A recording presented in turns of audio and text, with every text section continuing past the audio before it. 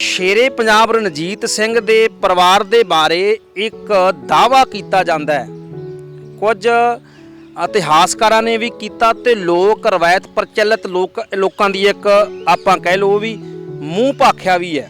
ਉਹ ਇਹ ਹੈ ਵੀ ਰਣਜੀਤ ਸਿੰਘ ਦਾ ਪਰਿਵਾਰ ਸੀ ਜਿਹੜਾ ਪੂਰੀ ਅੰਸ਼-ਵੰਸ਼ ਖਤਮ ਹੋ ਗਈ ਸੀ। ਹੁਣ ਉਹਨਾਂ ਦੀ ਅੰਸ਼-ਵੰਸ਼ ਵਿੱਚੋਂ ਕੋਈ ਵੀ ਸੰਸਾਰ ਉੱਤੇ ਨਹੀਂ ਹੈ। ਕਹਿੰਦੇ ਨੇ ਉਹਨਾਂ ਨੇ ਜਿਹੜਾ ਸੀ ਹਜੂਰ ਸਾਹਿਬ ਗੁਰਦੁਆਰਾ ਸਾਹਿਬ ਦੀ ਇਮਾਰਤ ਬਣਵਾਈ ਸੀ, ਅੰਗੀਠੇ ਨੂੰ ਫਰੋਲਿਆ ਸੀ, ਇਦਾਂ ਦੀਆਂ ਕਹਾਣੀਆਂ ਨੇ, ਇਸ ਕਰਕੇ ਉਹਨਾਂ ਦੀ ਅੰਸ਼-ਵੰਸ਼ ਖਤਮ ਹੋ ਗਈ। ਅੱਛਾ ਵੀਰ ਜੀ, ਜਿਹੜੇ ਮਹਾਰਾਜਾ ਰਣਜੀਤ ਸਿੰਘ ਹੈ, ਕਿਉਂਕਿ ਚਲੋ ਕਿਉਂਕਿ ਉਹਨਾਂ ਦੀ ਅੰਸ਼-ਵੰਸ਼ ਦਾ ਦਾਅਵਾ ਕਰਦੇ ਹੋ ਤੁਸੀਂ, ਅੰਸ਼-ਵੰਸ਼ ਉਹਨਾਂ ਦੇ ਜੀਵਨ ਦੇ, ਉਹਨਾਂ ਜਨਮ ਦੇ ਬਾਰੇ ਵੀ ਬੜੇ ਵੱਖੋ ਵੱਖਰੇ ਜਿਹੜੇ ਹੈਗੇ ਨੇ ਉਹ ਦਾਅਵੇ ਕੀਤੇ ਜਾਂਦੇ ਨੇ। ਕੋਈ ਗੁਜਰਾਂਵਾਲਾ ਦਾ ਕਹਿੰਦਾ ਹੈ, ਕੋਈ ਸੰਗਰੂਰ ਦੇ ਕੋਲੇ ਲੌਂਗੋਵਾਲ ਦਾ ਏਰੀਆ ਉਧਰ ਦਾ ਨਾਨਕੇ ਪਿੰਡ ਸੀ, ਕਹਿੰਦੇ ਉੱਥੋਂ ਦਾ ਕਿਹਾ ਜਾਂਦਾ। ਤੁਹਾਡਾ ਕੀ ਕਹਿਣਾ ਉਹਦੇ ਬਾਰੇ? ਮਹਾਰਾਜਾ ਰਣਜੀਤ ਸਿੰਘ ਦਾ ਜਨਮ ਜਿਹੜਾ ਸੀ ਉਹ ਜੀਂਦ 'ਚ ਹੋਇਆ, ਤਾਂ ਆਪਣੇ ਬਡਰੁੱਖਾਂ 'ਚ ਹੋਇਆ। ਬਕਾਇਦਾ ਉਹਨਾਂ ਦੇ ਤਰੀਕ ਲਿਖੀ ਆ, ਸਨ ਲਿਖਿਆ ਵਾ, ਹੈ ਨਾ, ਮਤਲਬ ਉੱਥੇ ਲਿਖਿਆ 13 ਆਪਣੇ ਨਵੰਬਰ ਤੇ 1780 ਨੂੰ ਬਡਰੁੱਖਾਂ ਵਿੱਚ। ਔਰ ਉਹ 10 ਸਾਲ ਤੱਕ ਉੱਥੇ ਰਹੇ। ਉਹਨਾਂ ਦਾ ਪਾਲਣ ਪੋਸ਼ਣ ਜਿਹੜਾ 10 ਸਾਲ ਤੱਕ ਜੋ ਘੋੜ ਸਵਾਰੀ ਵਿੱਦਿਆ, ਲੜਾਈ, ਜੋ ਵੀ ਸਾਰੇ ਗੁਣ ਜਿਹੜੇ ਉੱਥੇ ਉਹਨਾਂ ਨੂੰ ਆਪਣੇ ਨਾਨਕਿਆਂ ਕੋਲੋਂ ਮਿਲੇ। ਇਹ ਵੀ ਮੰਨਿਆ ਜਾਂਦਾ ਵੀ ਰਣਜੀਤ ਸਿੰਘ ਦੇ ਬਜ਼ੁਰਗ ਸਨ ਪਹਿਲਾਂ ਵੀ ਉਹਨਾਂ ਨੇ ਗੁਰੂ ਗੋਬਿੰਦ ਸਿੰਘ ਪਾਤਸ਼ਾਹ ਦੇ ਵੇਲੇ ਤੋਂ ਅੰਮ੍ਰਿਤਪਾਨ ਕੀਤਾ ਸੀ। ਇਹਨਾਂ ਦੇ ਵੱਡ ਵਡੇਰੇ ਬੁੱਢਾ ਜੀ ਹੋਏ ਮਹਾਰਾਜਾ ਰਣਜੀਤ ਸਿੰਘ ਦੇ ਫਾਦਰ, ਤੇ ਜਿਹੜੇ ਬੁੱਢਾ ਜੀ ਹੋਏ ਆ ਤੇ ਇਹਨਾਂ ਨੇ ਉਸ ਸਮੇਂ 'ਚ ਜਦੋਂ ਗੁਰੂ ਗੋਬਿੰਦ ਸਿੰਘ ਜੀ ਨੇ 1699 'ਚ ਖਾਲਸਾ ਪੰਥ ਸਾਜਿਆ, ਤੇ ਉਸ ਸਮੇਂ 'ਚ ਬੁੱਢਾ ਜੀ ਨੇ ਵੀ ਅੰਮ੍ਰਿਤ ਦੀ ਦਾਤ ਬਖਸ਼ੀ ਤੇ ਉਹ ਬੁੱਢਾ ਸਿੰਘ ਬਣ ਗਏ, ਸੱਜ ਗਏ। ਤੇ ਜਿਹੜੇ ਕਿ ਉਸ ਸਮੇਂ 'ਚ ਲਿਖਿਆ ਵਾ ਕਿਤਾਬਾਂ ਦੇ ਵਿੱਚ ਕਿ ਬਹੁਤ ਸਾਰੀ ਜੰਗਾਂ ਜਿਨ੍ਹਾਂ ਨੇ ਭਾਗ ਲਿਆ ਬੁੱਢਾ ਸਿੰਘ ਨੇ। ਤੁਸੀਂ ਇਸ ਹਿਸਾਬ ਨਾਲ ਰਣਜੀਤ ਸਿੰਘ ਦੀ ਕਿੰਨਵੀਂ ਪੀੜ੍ਹੀ ਬਣਦੇ ਹੋ? ਮੈਂ ਤਾਂ 6ਵੀਂ ਪੀੜ੍ਹੀ 'ਚ ਆ ਜਾਣਾ, ਮੇਰੇ ਗਾਂ ਬੱਚੇ 7ਵੀਂ ਪੀੜ੍ਹੀ 'ਚ ਆ ਜਾਂਦੇ।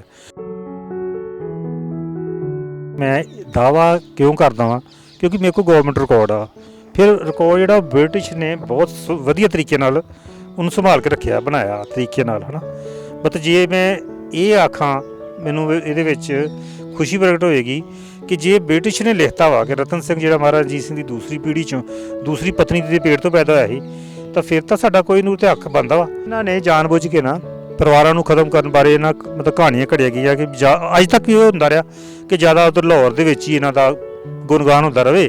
ਇੱਧਰ ਸਾਡੇ ਕੋਲ ਫੋਟੋ ਚਾਹੀਦੀ ਆ, ਜਿਹੜਾ ਕੋਈ ਸੀਐਮ ਬਣੇ ਮਗਰ ਮਹਾਰਾਜਾ ਰਣਜੀਤ ਸਿੰਘ ਦੀ ਫੋਟੋ ਲਾ ਲੇ ਕਿ ਹਾਂ ਵੀ ਅਸੀਂ ਜਨਤਾ ਨਾਲ ਇਹ ਵਾਅਦਾ ਕਰਨ ਦੇ ਵੀ ਅਸੀਂ ਤੁਹਾਨੂੰ ਮਹਾਰਾਜਾ ਰਣਜੀਤ ਸਿੰਘ ਵਰਗਾ ਰਾਜ ਦੇਵਾਂਗੇ। ਅਤੇ ਤੁਸੀਂ ਦੇਖ ਹੀ ਲਿਆ, ਅਸੀਂ ਵੀ ਦੇਖਦੇ ਪਏ ਆ, ਹਾਂਜੀ, ਕਿ ਮਹਾਰਾਜਾ ਰਣਜੀਤ ਸਿੰਘ ਵਰਗਾ ਰਾਜ ਦੇ ਰਹੇ ਆ। ਹਾਂਜੀ, ਕਿਸ ਤਰ੍ਹਾਂ ਦੇ ਦੇ ਰਹੇ ਆ। ਦੇਖੋ, ਕਰੈਕਟਰ 'ਤੇ ਕਿਸੇ 'ਤੇ ਇਲਜ਼ਾਮ ਲਾਉਣਾ, ਹੈ ਨਾ, ਮਤਲਬ ਜਿਸ ਤਰ੍ਹਾਂ ਕੈਪਟਨ ਅਮਰਿੰਦਰ ਸਿੰਘ ਉਹਨਾਂ ਨੇ ਲਿਖ ਦਿੱਤਾ ਕਿ ਵੀ ਉਹ ਮਤਲਬ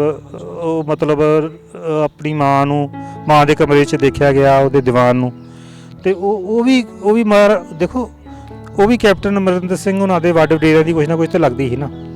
ਇਹ ਤਾਂ ਲਿਖਣ ਵਾਲੇ ਨੂੰ ਚਾਹੀਦਾ ਸੀ ਕਿ ਵੀ ਤੁਸੀਂ ਕੀ ਲਿਖਦੇ ਪਏ ਜੇ ਤੁਸੀਂ ਰਣਜੀਤ ਸਿੰਘ ਦੇ ਅੰਸ਼-ਵੰਸ਼ ਹੋ, 6ਵੇਂ ਥਾਂ ਦੇ ਉੱਤੇ ਨੇ ਉਹਨਾਂ ਦੇ ਹੋ, ਫਿਰ ਤਾਂ ਜਿਹੜਾ ਕੋਹੀਨੂਰ ਹੀਰਾ ਹੈ ਉਦੋਂ ਤੁਹਾਡਾ ਹੱਕ ਬਣਦਾ। ਬਿਲਕੁਲ ਬਣਦਾ ਜੀ, ਬਿਲਕੁਲ। ਸਾਡਾ ਇੱਕ ਪੈਨਲ ਚੱਲਦਾ ਪਿਆ ਜੀ, ਅਸੀਂ ਇੱਕ ਪੈਨਲ ਸਾਡਾ ਜਗਨਨਾਥਪੁਰੀ ਵੀ ਹੋ ਕੇ ਆਏ ਆ। ਉੱਥੇ ਉਹ ਮੰਦਿਰ ਦੇ ਜਿਹੜੇ ਮਤਲਬ ਜਿਹਨੂੰ ਉਹ ਚਲਾਉਂਦੇ ਉੱਥੇ ਰਾਜੇ ਹੈਗੇ ਆ, ਹੈ ਨਾ। ਅਸੀਂ ਉਹਨਾਂ ਨੂੰ ਵੀ ਬੇਨਤੀ ਕੀਤੀ ਆ ਵੀ ਕੋਹੀਨੂਰ ਹੀਰਾ ਲਿਆਉਣ ਦੇ ਸੰਬੰਧ ਵਿੱਚ ਤੁਸੀਂ ਸਾਡੀ ਮਦਦ ਕਰੋ, ਕਿਉਂਕਿ ਕੋਹੀਨੂਰ ਜਿਹੜੀ ਆ ਉਹ ਸੰਕਲਪ ਹੈਗਾ ਸੀ ਮਹਾਰਾਜਾ ਰਣਜੀਤ ਸਿੰਘ ਦਾ ਜਦ ਮਹਾਰਾਜਾ ਰਣਜੀਤ ਸਿੰਘ ਬੈੱਡ ਡੈਥ 'ਤੇ।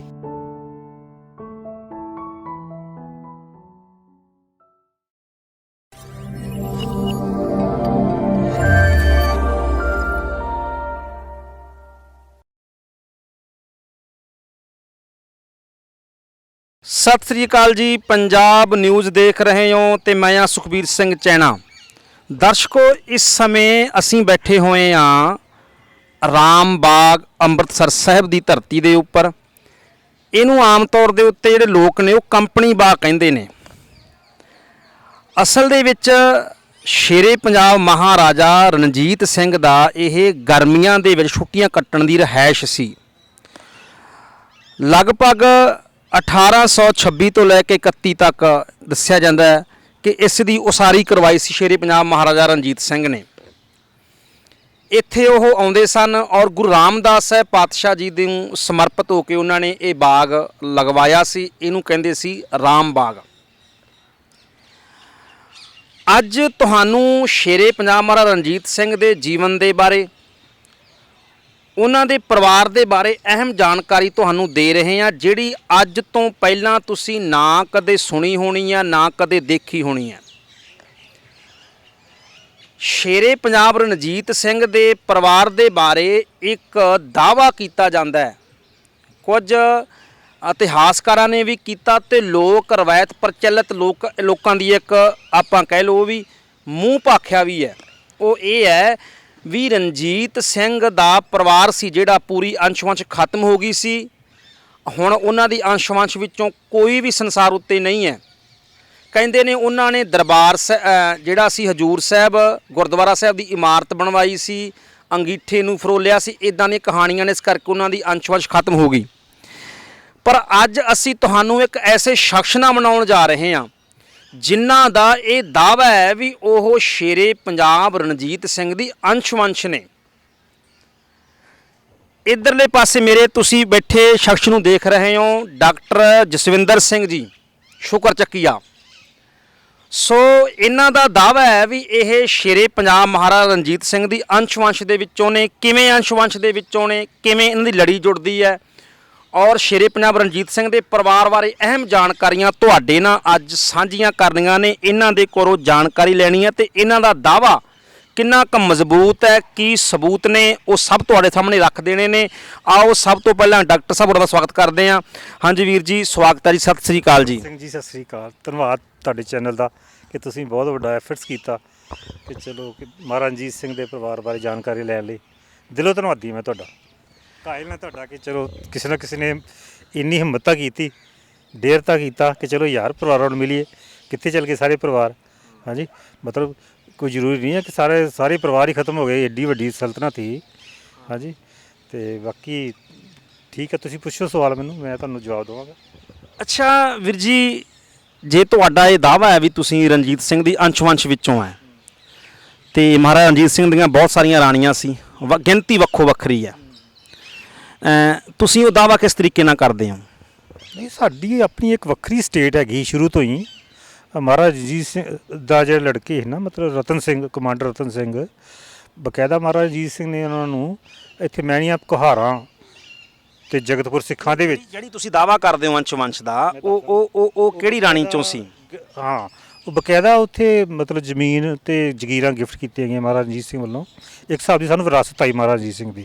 ਮਹਾਰਾਜਾ ਰਣਜੀਤ ਸਿੰਘ ਦੀ ਦੂਸਰੀ ਪਤਨੀ ਜਿਹੜੀ ਇਤਿਹਾਸਕਾਰਾਂ ਦੇ ਮੁਤਾਬਕ ਹੈ ਨਾ, ਜਿੱਦਾਂ ਜੋ ਇਤਿਹਾਸਕਾਰ ਲਿਖਦੇ ਆ ਹੈ ਨਾ, ਮਤਲਬ ਬੀਬੀ ਰਾਜ ਕੌਰ ਦੇ ਮਤਲਬ ਕੁੱਖੋਂ ਰਤਨ ਸਿੰਘ ਪੈਦਾ ਹੋਏ। ਖੜਕ ਸਿੰਘ ਵੀ ਖੜਕ ਸਿੰਘ ਵੀ ਮੈਨੂੰ ਲੱਗਦਾ ਉਸੇ ਦੀ ਵੀ ਉਸੇ ਦਾ ਹੀ। ਹਾਂਜੀ, ਖੜਕ ਸਿੰਘ ਛੋਟਾ ਸੀ, ਰਤਨ ਸਿੰਘ ਵੱਡਾ ਸੀ। ਠੀਕ ਹੈ ਨਾ। ਇਹ ਮਹਾਰਾਜਾ ਰਣਜੀਤ ਸਿੰਘ ਨੇ ਉਸ ਸਮੇਂ ਪਤਾ ਨਹੀਂ ਕਿਉਂ ਕਿ ਹਿਸਾਬ ਨਾਲ ਬੰਦਾ ਰਾਈਟ ਤੇ ਵੱਡੇ ਭਰਾ ਦਾ ਹੁੰਦਾ ਕਿ ਕਹਿੰਦੇ ਕਿ ਉਹ ਸੰਤ ਸੁਭਾਅ ਆ, ਪਰ ਫਿਰ ਵੀ ਮਹਾਰਾਜਾ ਰਣਜੀਤ ਸਿੰਘ ਨੇ ਖੜਕ ਸਿੰਘ ਨੂੰ ਗੱਦੀ ਦਿੱਤੀ ਤੇ ਇਹਨੂੰ ਆਪਣਾ ਪਰਸਨਲ ਅਟੈਂਡੈਂਟ ਦੇ ਨਾਲ ਹੋਮ ਡਿਪਾਰਟਮੈਂਟ ਦਿੱਤਾ। ਠੀਕ ਹੈ ਜੀ। ਤੇ ਇੱਕ ਕਮਾਂਡ ਦਿੱਤੀ ਉਹਨੂੰ 800 ਘੋੜਸਵਾਰਾਂ ਦੀ, ਕਿ ਜਿਹੜੀ ਕਿ ਮਤਲਬ ਆਏ ਉਹ ਲਾਹੌਰ ਦਰਬਾਰ ਦੇ ਵਿੱਚ ਹੀ, ਮਤਲਬ ਲਾਹੌਰ ਕਿਲੇ ਦੇ ਵਿੱਚ ਹੀ ਉਹ ਹੈਗੀ ਸੀ। ਗਾਰਡ ਆਫ ਆਨਰ ਦਾ ਕੰਮ ਵੀ ਰਤਨ ਸਿੰਘ ਨੂੰ ਦਿੱਤਾ ਗਿਆ। ਬਕਾਇਦਾ 800 ਉਹ ਮੁਸਲਮਾਨ ਹੀ ਸਾਰੇ, ਮਤਲਬ ਜਿਨ੍ਹਾਂ ਦੀ ਦਿੱਖ ਜਿਹੜੀ ਮਤਲਬ ਕਹਿੰਦੇ ਦੇਖਣੀ ਵਾਲੀ ਹੁੰਦੀ ਸੀ। ਖੂਬਸੂਰਤੀ, ਸੋਨੇ ਦੀਆਂ ਕਾਠੀਆਂ, ਜੋ ਵੀ ਘੋੜੇ ਦਾ ਸਾਜੋ ਸਮਾਨ ਹੁੰਦਾ ਕੀਮਤੀ, ਹਾਂਜੀ, ਉਹ ਪ੍ਰਬੰਧ ਵੀ ਇਹਨਾਂ ਦੇ ਕੋਲ ਹੀ। ਜਿੱਥੇ ਹੋਰ ਪ੍ਰਬੰਧ ਇਹਨਾਂ ਕੋਲ ਹੀ, ਉੱਥੇ ਇਹ ਵੀ ਪ੍ਰਬੰਧ ਇਹਨਾਂ ਕੋਲ ਹੀ। ਹੋਰ ਬਦਲੀਆਂ ਕਰਨੀਆਂ ਕਿਸੇ ਮਤਲਬ ਜਨਰਲਾਂ ਦੀਆਂ, ਦੂਜੇ ਬਾਰਡਰਾਂ 'ਤੇ ਭੇਜਣਾ, ਕਸ਼ਮੀਰ ਭੇਜਣਾ, ਉਹ ਵੀ ਸਾਰਾ ਰਤਨ ਸਿੰਘ ਦੇ ਹੀ ਵੱਲੋਂ ਕੀਤਾ ਗਿਆ ਸੀ as per Maharaja Ranjit Singh order. ਹੋਰ ਪੁੱਛੋ। ਅੱਛਾ, ਮਤਲਬ ਕਿਹੜਾ ਤੁਹਾਡਾ ਦਾਅਵਾ ਇਹ ਹੈ ਵੀ ਜਿਹੜੀ ਮਹਾਰਾਜਾ ਰਣਜੀਤ ਸਿੰਘ ਦੀ ਰਾਣੀ ਸੀ ਰਾਜ ਕੌਰ, ਕਿਉਂਕਿ ਵੀਰ ਜੀ ਮੈਨੂੰ ਲੱਗਦਾ ਉਹਨਾਂ ਦੀ ਜਿਹੜੀ ਮਾਤਾ ਸੀ ਉਹਨਾਂ ਦਾ ਨਾਂ ਵੀ ਰਾਜ ਕੌਰ ਹੀ ਸੀ, ਕੁੰਵਰ ਰਾਜ ਕੌਰ। ਬਿਲਕੁਲ, ਕੰਵਰ ਰਾਜ ਕੌਰ, ਤੇ ਰਾਣੀ ਦਾ ਨਾਂ ਵੀ ਰਾਜ ਕੌਰ ਸੀ। ਉਹਨਾਂ ਦੀ ਜਿਹੜੀ ਰਾਣੀ ਰਾਜ ਕੌਰ ਨਕਈ ਪਾਕਿਸਤਾਨ ਦੇ ਵਿੱਚ ਨੱਕੇ ਦਾ ਇਲਾਕਾ ਵਾ, ਉਹ ਨੱਕੇ ਦੇ ਇਲਾਕੇ ਕਰਕੇ ਉਹਨਾਂ ਨੂੰ ਨਕਈ ਕਿਹਾ ਗਿਆ। ਤੇ ਜਿਹੜੀ ਮਾਤਾ ਸੀ ਰਾਜ ਕੰਵਰ, ਉਹ ਤਾਂ ਹੈ ਹੀ ਸ਼ਾਹੀ ਘਰਾਣੇ 'ਚੋਂ ਹੀ, ਜੀਂਦ ਦੇ ਵਿੱਚ ਰਾਜਾ ਗਜਪਤ ਸਿੰਘ ਜਿਹੜੇ ਹੋਏ ਉਹਨਾਂ ਦੀ ਬੇਟੀ ਸੀ, ਭਾਗ ਸਿੰਘ ਜਿਹੜੇ ਸੀ ਉਹਨਾਂ ਦੇ ਭਰਾ ਸੀ। ਹਾਂਜੀ। ਅੱਛਾ, ਰਣਜੀਤ ਸਿੰਘ ਦੀ ਰਾਣੀ ਸੀ ਰਾਜ ਕੌਰ, ਤੇ ਉਹਨਾਂ ਦਾ ਫਿਰ ਅੱਗੇ ਸੀ ਜਿਹੜਾ ਦੋ ਬੇਟੇ ਸੀ ਖੜਕ ਸਿੰਘ ਤੇ ਰਤਨ ਸਿੰਘ। ਰਤਨ ਸਿੰਘ ਵੱਡਾ ਸੀ ਪਰ ਸੰਤ ਸੁਭਾਅ ਸੀ ਕਹਿ ਲਓ, ਰਾਜ ਭਾਗ ਵਾਲੇ ਜਿਹੜੇ ਗੁਣ ਸੀ ਉਹ ਖੜਕ ਸਿੰਘ ਵਿੱਚ ਸੀ, ਇਸ ਕਰਕੇ ਉਹਨਾਂ ਨੂੰ ਗੱਦੀ ਮਿਲ ਜਾਂਦੀ ਹੈ ਹਨਾ। ਅੱਛਾ, ਜਨਮ ਕਿੱਥੇ ਹੋਇਆ? ਜਨਮ ਲਾਹੌਰ ਕਿਲੇ 'ਚ ਹੀ ਹੋਇਆ ਉਹਨਾਂ ਦੋਨਾਂ ਦਾ ਹੀ, ਖੜਕ ਸਿੰਘ ਦਾ ਵੀ ਉੱਥੇ ਹੋਇਆ ਤੇ ਰਤਨ ਸਿੰਘ ਦਾ ਵੀ ਉੱਥੇ ਹੋਇਆ। ਹਾਂਜੀ, ਦੋਨਾਂ ਦਾ ਉੱਥੇ ਹੋਇਆ, ਸਤਾਨ ਬਰਾਬਰ, ਮਤਲਬ ਇੱਕ ਰਤਨ ਸਿੰਘ 97 'ਚ ਬਰਥ ਹੋਇਆ ਉਹਨਾਂ ਦਾ ਲਿਆ, ਤੇ ਖੜਕ ਸਿੰਘ ਦਾ ਮੇਰੇ ਖਿਆਲ 99 'ਚ ਜਾਂ 1799 'ਚ ਹੋਇਆ ਜਨਮ ਉਹਨਾਂ ਦਾ। ਹਾਂਜੀ। ਅੱਛਾ ਵੀਰ ਜੀ, ਜਿਹੜੇ ਮਹਾਰਾਜਾ ਰਣਜੀਤ ਸਿੰਘ ਹੈ, ਕਿਉਂਕਿ ਚਲੋ ਤੁਸੀਂ, ਕਿਉਂਕਿ ਉਹਨਾਂ ਦੀ ਅੰਸ਼-ਵੰਸ਼ ਦਾ ਦਾਅਵਾ ਕਰਦੇ ਹੋ ਤੁਸੀਂ, ਅੰਸ਼-ਵੰਸ਼ ਉਹਨਾਂ ਦੀ, ਉਹਨਾਂ ਦੇ ਜੀਵਨ ਦੇ, ਉਹਨਾਂ ਜਨਮ ਦੇ ਬਾਰੇ ਵੀ ਬੜੇ ਵੱਖੋ ਵੱਖਰੇ ਜਿਹੜੇ ਹੈਗੇ ਨੇ ਉਹ ਦਾਅਵੇ ਕੀਤੇ ਜਾਂਦੇ ਨੇ। ਕੋਈ ਗੁਜਰਾਂਵਾਲਾ ਦਾ ਕਹਿੰਦਾ ਹੈ, ਕੋਈ ਸੰਗਰੂਰ ਦੇ ਕੋਲੇ ਲੌਂਗੋਵਾਲ ਦਾ ਏਰੀਆ ਉਧਰ ਦਾ ਨਾਨਕੇ ਪਿੰਡ ਸੀ, ਕਹਿੰਦੇ ਉੱਥੋਂ ਦਾ ਕਿਹਾ ਜਾਂਦਾ। ਤੁਹਾਡਾ ਕੀ ਕਹਿਣਾ ਉਹਦੇ ਬਾਰੇ? ਦੇਖੋ, ਜਿਹੜੀ ਰਾਜਪੂਤ ਸੱਭਿਅਤਾ ਨਾ, ਜਿਹੜੀ ਕਸਟਮ, ਉਹਨਾਂ ਦਾ ਕਸਟਮ ਜਿਹੜਾ ਹੁੰਦਾ ਨਾ ਰਾਜਪੂਤਾਂ ਦੇ ਵਿੱਚ, ਸਪੈਸ਼ਲੀ ਜਿਹੜੇ ਮਤਲਬ ਬਰਥ ਹੁੰਦਾ ਉਹਨਾਂ ਦੀ, ਮਤਲਬ ਪਹਿਲੀ ਮਤਲਬ ਬੇਟੀ ਦਾ ਜਾਂ ਉਹ ਪੇਕੇ ਘਰ ਹੀ ਹੁੰਦਾ, ਔਰ ਅੱਜ ਤੱਕ ਗਾਂ ਸਾਡੇ ਵੀ ਇਸ ਤਰ੍ਹਾਂ ਹੀ ਹੋਇਆ ਰਿਹਾ। ਅਸੀਂ 7ਵੀਂ 8ਵੀਂ ਮੈਂ 6ਵੀਂ ਪੀੜ੍ਹੀ 'ਚ ਆ ਗਿਆ, ਸਾਡੇ ਵੀ ਗਾਂ ਜਿਹੜੇ ਅਸੀਂ ਵੀ, ਸਾਡਾ ਵੀ ਜਨਮ ਹੋਇਆ ਤੇ ਸਾਡੇ ਉਹ ਮਤਲਬ ਮੈਟਰਨਲ ਹਾਊਸ 'ਚ ਹੀ ਅਸੀਂ ਮਤਲਬ ਜਨਮ ਹੋਇਆ। ਇੱਕ ਰੀਤ ਹੁੰਦੀ ਸੀ, ਇੱਕ ਕਸਟਮ ਹੁੰਦਾ ਹੈ। ਇਸ ਤਰ੍ਹਾਂ ਮਹਾਰਾਜਾ ਰਣਜੀਤ ਸਿੰਘ ਦਾ ਜਨਮ ਜਿਹੜਾ ਸੀ ਉਹ ਜੀਂਦ 'ਚ ਹੋਇਆ, ਆਪਣੇ ਬਡਰੁੱਖਾਂ 'ਚ ਹੋਇਆ। ਹਾਂਜੀ, ਤੇ ਬਕਾਇਦਾ ਉਹਨਾਂ ਦਾ ਤਰੀਕ ਲਿਖੀ ਆ, ਸਨ ਲਿਖਿਆ ਵਾ ਹੈ ਨਾ, ਮਤਲਬ ਉੱਥੇ ਲਿਖਿਆ 13 ਆਪਣੇ ਨਵੰਬਰ ਤੇ 1780 ਨੂੰ ਬਡਰੁੱਖਾਂ ਵਿੱਚ, ਔਰ ਉਹ 10 ਸਾਲ ਤੱਕ ਉੱਥੇ ਰਹੇ। ਉਹਨਾਂ ਦਾ ਪਾਲਣ ਪੋਸ਼ਣ ਜਿਹੜਾ 10 ਸਾਲ ਤੱਕ, ਜੋ ਘੋੜ ਸਵਾਰੀ ਵਿੱਦਿਆ, ਲੜਾਈ, ਜੋ ਵੀ ਸਾਰੇ ਗੁਣ ਜਿਹੜੇ ਉੱਥੇ ਉਹਨਾਂ ਨੂੰ ਆਪਣੇ ਨਾਨਕਿਆਂ ਕੋਲੋਂ ਮਿਲੇ। ਉਸ ਸਮੇਂ 'ਚ ਇਹ ਹੁੰਦਾ ਸੀ ਨਾ ਕਿ ਉਹਨਾਂ ਦੇ ਫਾਦਰ ਮਹਾਂ ਸਿੰਘ, ਤੇ ਉਹ ਆਪ ਤਾਂ ਨਿਕਲੇ ਰਹਿੰਦੇ ਮੁਹਿੰਮਾਂ ਦੇ ਵਿੱਚ, ਤੇ ਜ਼ਿਆਦਾ ਮੁਹਿੰਮਾਂ ਜਿਹੜੀਆਂ ਸੀ ਕਿ ਉਹ ਆਪਸੀ ਜਿਹੜੇ ਗੁੱਟਬੰਦੀ ਸਿੱਖਾਂ ਦੀ ਉਹ ਜ਼ਿਆਦਾ ਹੁੰਦੀ ਸੀ ਰਿਸ਼ਤੇਦਾਰੀਆਂ ਦੇ ਵਿੱਚ, ਜਿਸ ਤਰ੍ਹਾਂ ਦੇ ਵਿੱਚ ਹੋ ਗਿਆ ਹੈ ਨਾ। ਇਹ ਆਪਸੀ ਮਤਲਬ ਇਹ ਬਹੁਤ ਜ਼ਿਆਦਾ ਲੜਾਈਆਂ ਆਪਸ 'ਚ ਲੜਦੇ ਸੀ, ਇੱਕ ਦੂਜੇ ਦੇ ਇਲਾਕੇ ਖੁੰਦੇ ਸੀ, ਤੇ ਇਸ ਕਰਕੇ ਮਹਾਰਾਜਾ ਰਣਜੀਤ ਸਿੰਘ ਨੂੰ ਬਚਾਉਣ ਵਾਸਤੇ, ਕਿਉਂਕਿ ਇਹ ਬਖਸ਼ਦੇ ਨਹੀਂ ਸੀ ਇੱਕ ਦੂਜੇ ਦੇ ਬੱਚਿਆਂ ਨੂੰ, ਉਹਨਾਂ ਨੂੰ ਬਖਸ਼ਦੇ ਸੀ, ਤੇ ਇਹ ਫਿਰ ਉੱਥੇ ਹੀ 10 ਸਾਲ ਤੱਕ ਉਹਨਾਂ ਦੀ ਵਿੱਦਿਆ ਹੋਈ। ਅਖੀਰ ਦੇ ਵਿੱਚ ਮਹਾਰਾਜਾ ਰਣਜੀਤ ਸਿੰਘ ਨੂੰ ਆਉਣਾ ਪਿਆ, ਕਿਉਂਕਿ ਕਰਮ ਸਿੰਘ ਦੁੱਲੋ ਹੀ ਇਹਨਾਂ ਦਾ ਮਤਲਬ ਨਾ ਵਿੱਚੋਂ ਹੀ, ਜਦੋਂ ਮਹਾਂ ਸਿੰਘ ਨੇ ਇੱਥੇ ਘੇਰਾ ਪਾਇਆ ਸੀ ਸਡੋਰੋ ਦੇ ਕਿਲੇ ਨੂੰ, ਉਸ ਸਮੇਂ ਦੇ ਵਿੱਚ ਮਹਾਂ ਸਿੰਘ ਦਾ ਹੱਥ ਉੱਪਰ ਹੋ ਗਿਆ, ਤੇ ਇਹਨਾਂ ਨੇ ਪਲਾਨ ਕੀਤਾ ਦੂਜੇ ਸਰਦਾਰਾਂ ਨੇ ਕਿ ਉਹ ਨਾ ਆਪਾਂ ਮਤਲਬ ਇਸ ਘੇੜੇ ਨੂੰ ਤੋੜਨ ਵਾਸਤੇ ਇੱਕ ਪਲਟਨ ਜਿਹੜੀ ਆ ਆਪਾਂ ਉਧਰ ਭੇਜ ਦਈਏ, ਸੰਗਰੂਰ ਜੀਂਦ ਵਿੱਚ ਹੈ ਨਾ, ਜਿੱਥੇ ਬਡਰੁੱਖਾਂ ਦੇ ਵਿੱਚ, ਤੇ ਜਿੱਥੇ ਜਿੱਥੇ ਇਹਨਾਂ ਦਾ ਜੱਦੀ ਪਿੰਡ ਆ ਨਾ ਕੈਪਟਨ ਅਮਰਿੰਦਰ ਹੋਣਾ ਦਾ, ਕੀ ਪਿੰਡ ਦਾ, ਮਹਿਰਾਜ। ਜਦੋਂ ਉਹਨਾਂ ਨੂੰ ਉੱਧਰੋਂ ਪਤਾ ਲੱਗਾ ਵੀ ਇਸ ਤਰ੍ਹਾਂ ਇੱਕ ਪਲਟਨ ਆ ਰਹੀ ਆ ਕਰਮ ਸਿੰਘ ਦੁੱਲੋ ਦੇ ਮਤਲਬ ਕਮਾਂਡ ਹੇਠ, ਤੇ ਉਹਨਾਂ ਨੇ ਫਿਰ ਉੱਧਰੋਂ ਆਪਣੀ ਤਿਆਰੀ ਕੀਤੀ। ਉੱਥੇ ਦੱਸਦੇ ਕਿ ਬਹੁਤ ਵੱਡਾ ਯੁੱਧ ਹੋਇਆ ਇੱਕ, ਜਿਹਦੇ ਵਿੱਚ ਮਹਾਰਾਜਾ ਰਣਜੀਤ ਸਿੰਘ ਵੀ ਸੀ, ਤੇ ਕਰਮ ਸਿੰਘ ਦੁੱਲੋ ਤਾਂ ਬਚ ਕੇ ਭੱਜ ਗਿਆ, ਪਰ ਉਹਦੇ ਨਾਲ ਦੇ ਬਹੁਤ ਸਾਰੇ ਮਾਰੇ ਗਏ। ਬੜੇ ਘੋੜੇ ਜਿਹੜੇ ਆ ਉਹਨਾਂ ਦੇ ਹੱਥ ਲੱਗੇ, ਤੋਪਾਂ ਵੀ ਹੱਥ ਆਈਆਂ, ਹੋਰ ਸਾਜੋ ਸਮਾਨ ਜੋ ਵੀ ਆ ਲੜਾਈ ਦਾ ਉਹ ਇਹਨਾਂ ਦੇ ਹੱਥ ਲੱਗਾ। ਤੇ ਉੱਧਰੋਂ ਫਿਰ ਉਦੋਂ ਸਾਹਿਬਜ਼ਾਦਾ ਰਣਜੀਤ ਸਿੰਘ ਨੇ ਉਹ ਸਾਰਾ ਜਿੱਤਿਆ ਸਮਾਨ ਜਿਹੜਾ ਸੀ ਉਹ ਆਪਣੇ ਬਾਪ ਗੁਜਰਾਂਵਾਲੇ ਕੋਲ ਭੇਜ ਦਿੱਤਾ।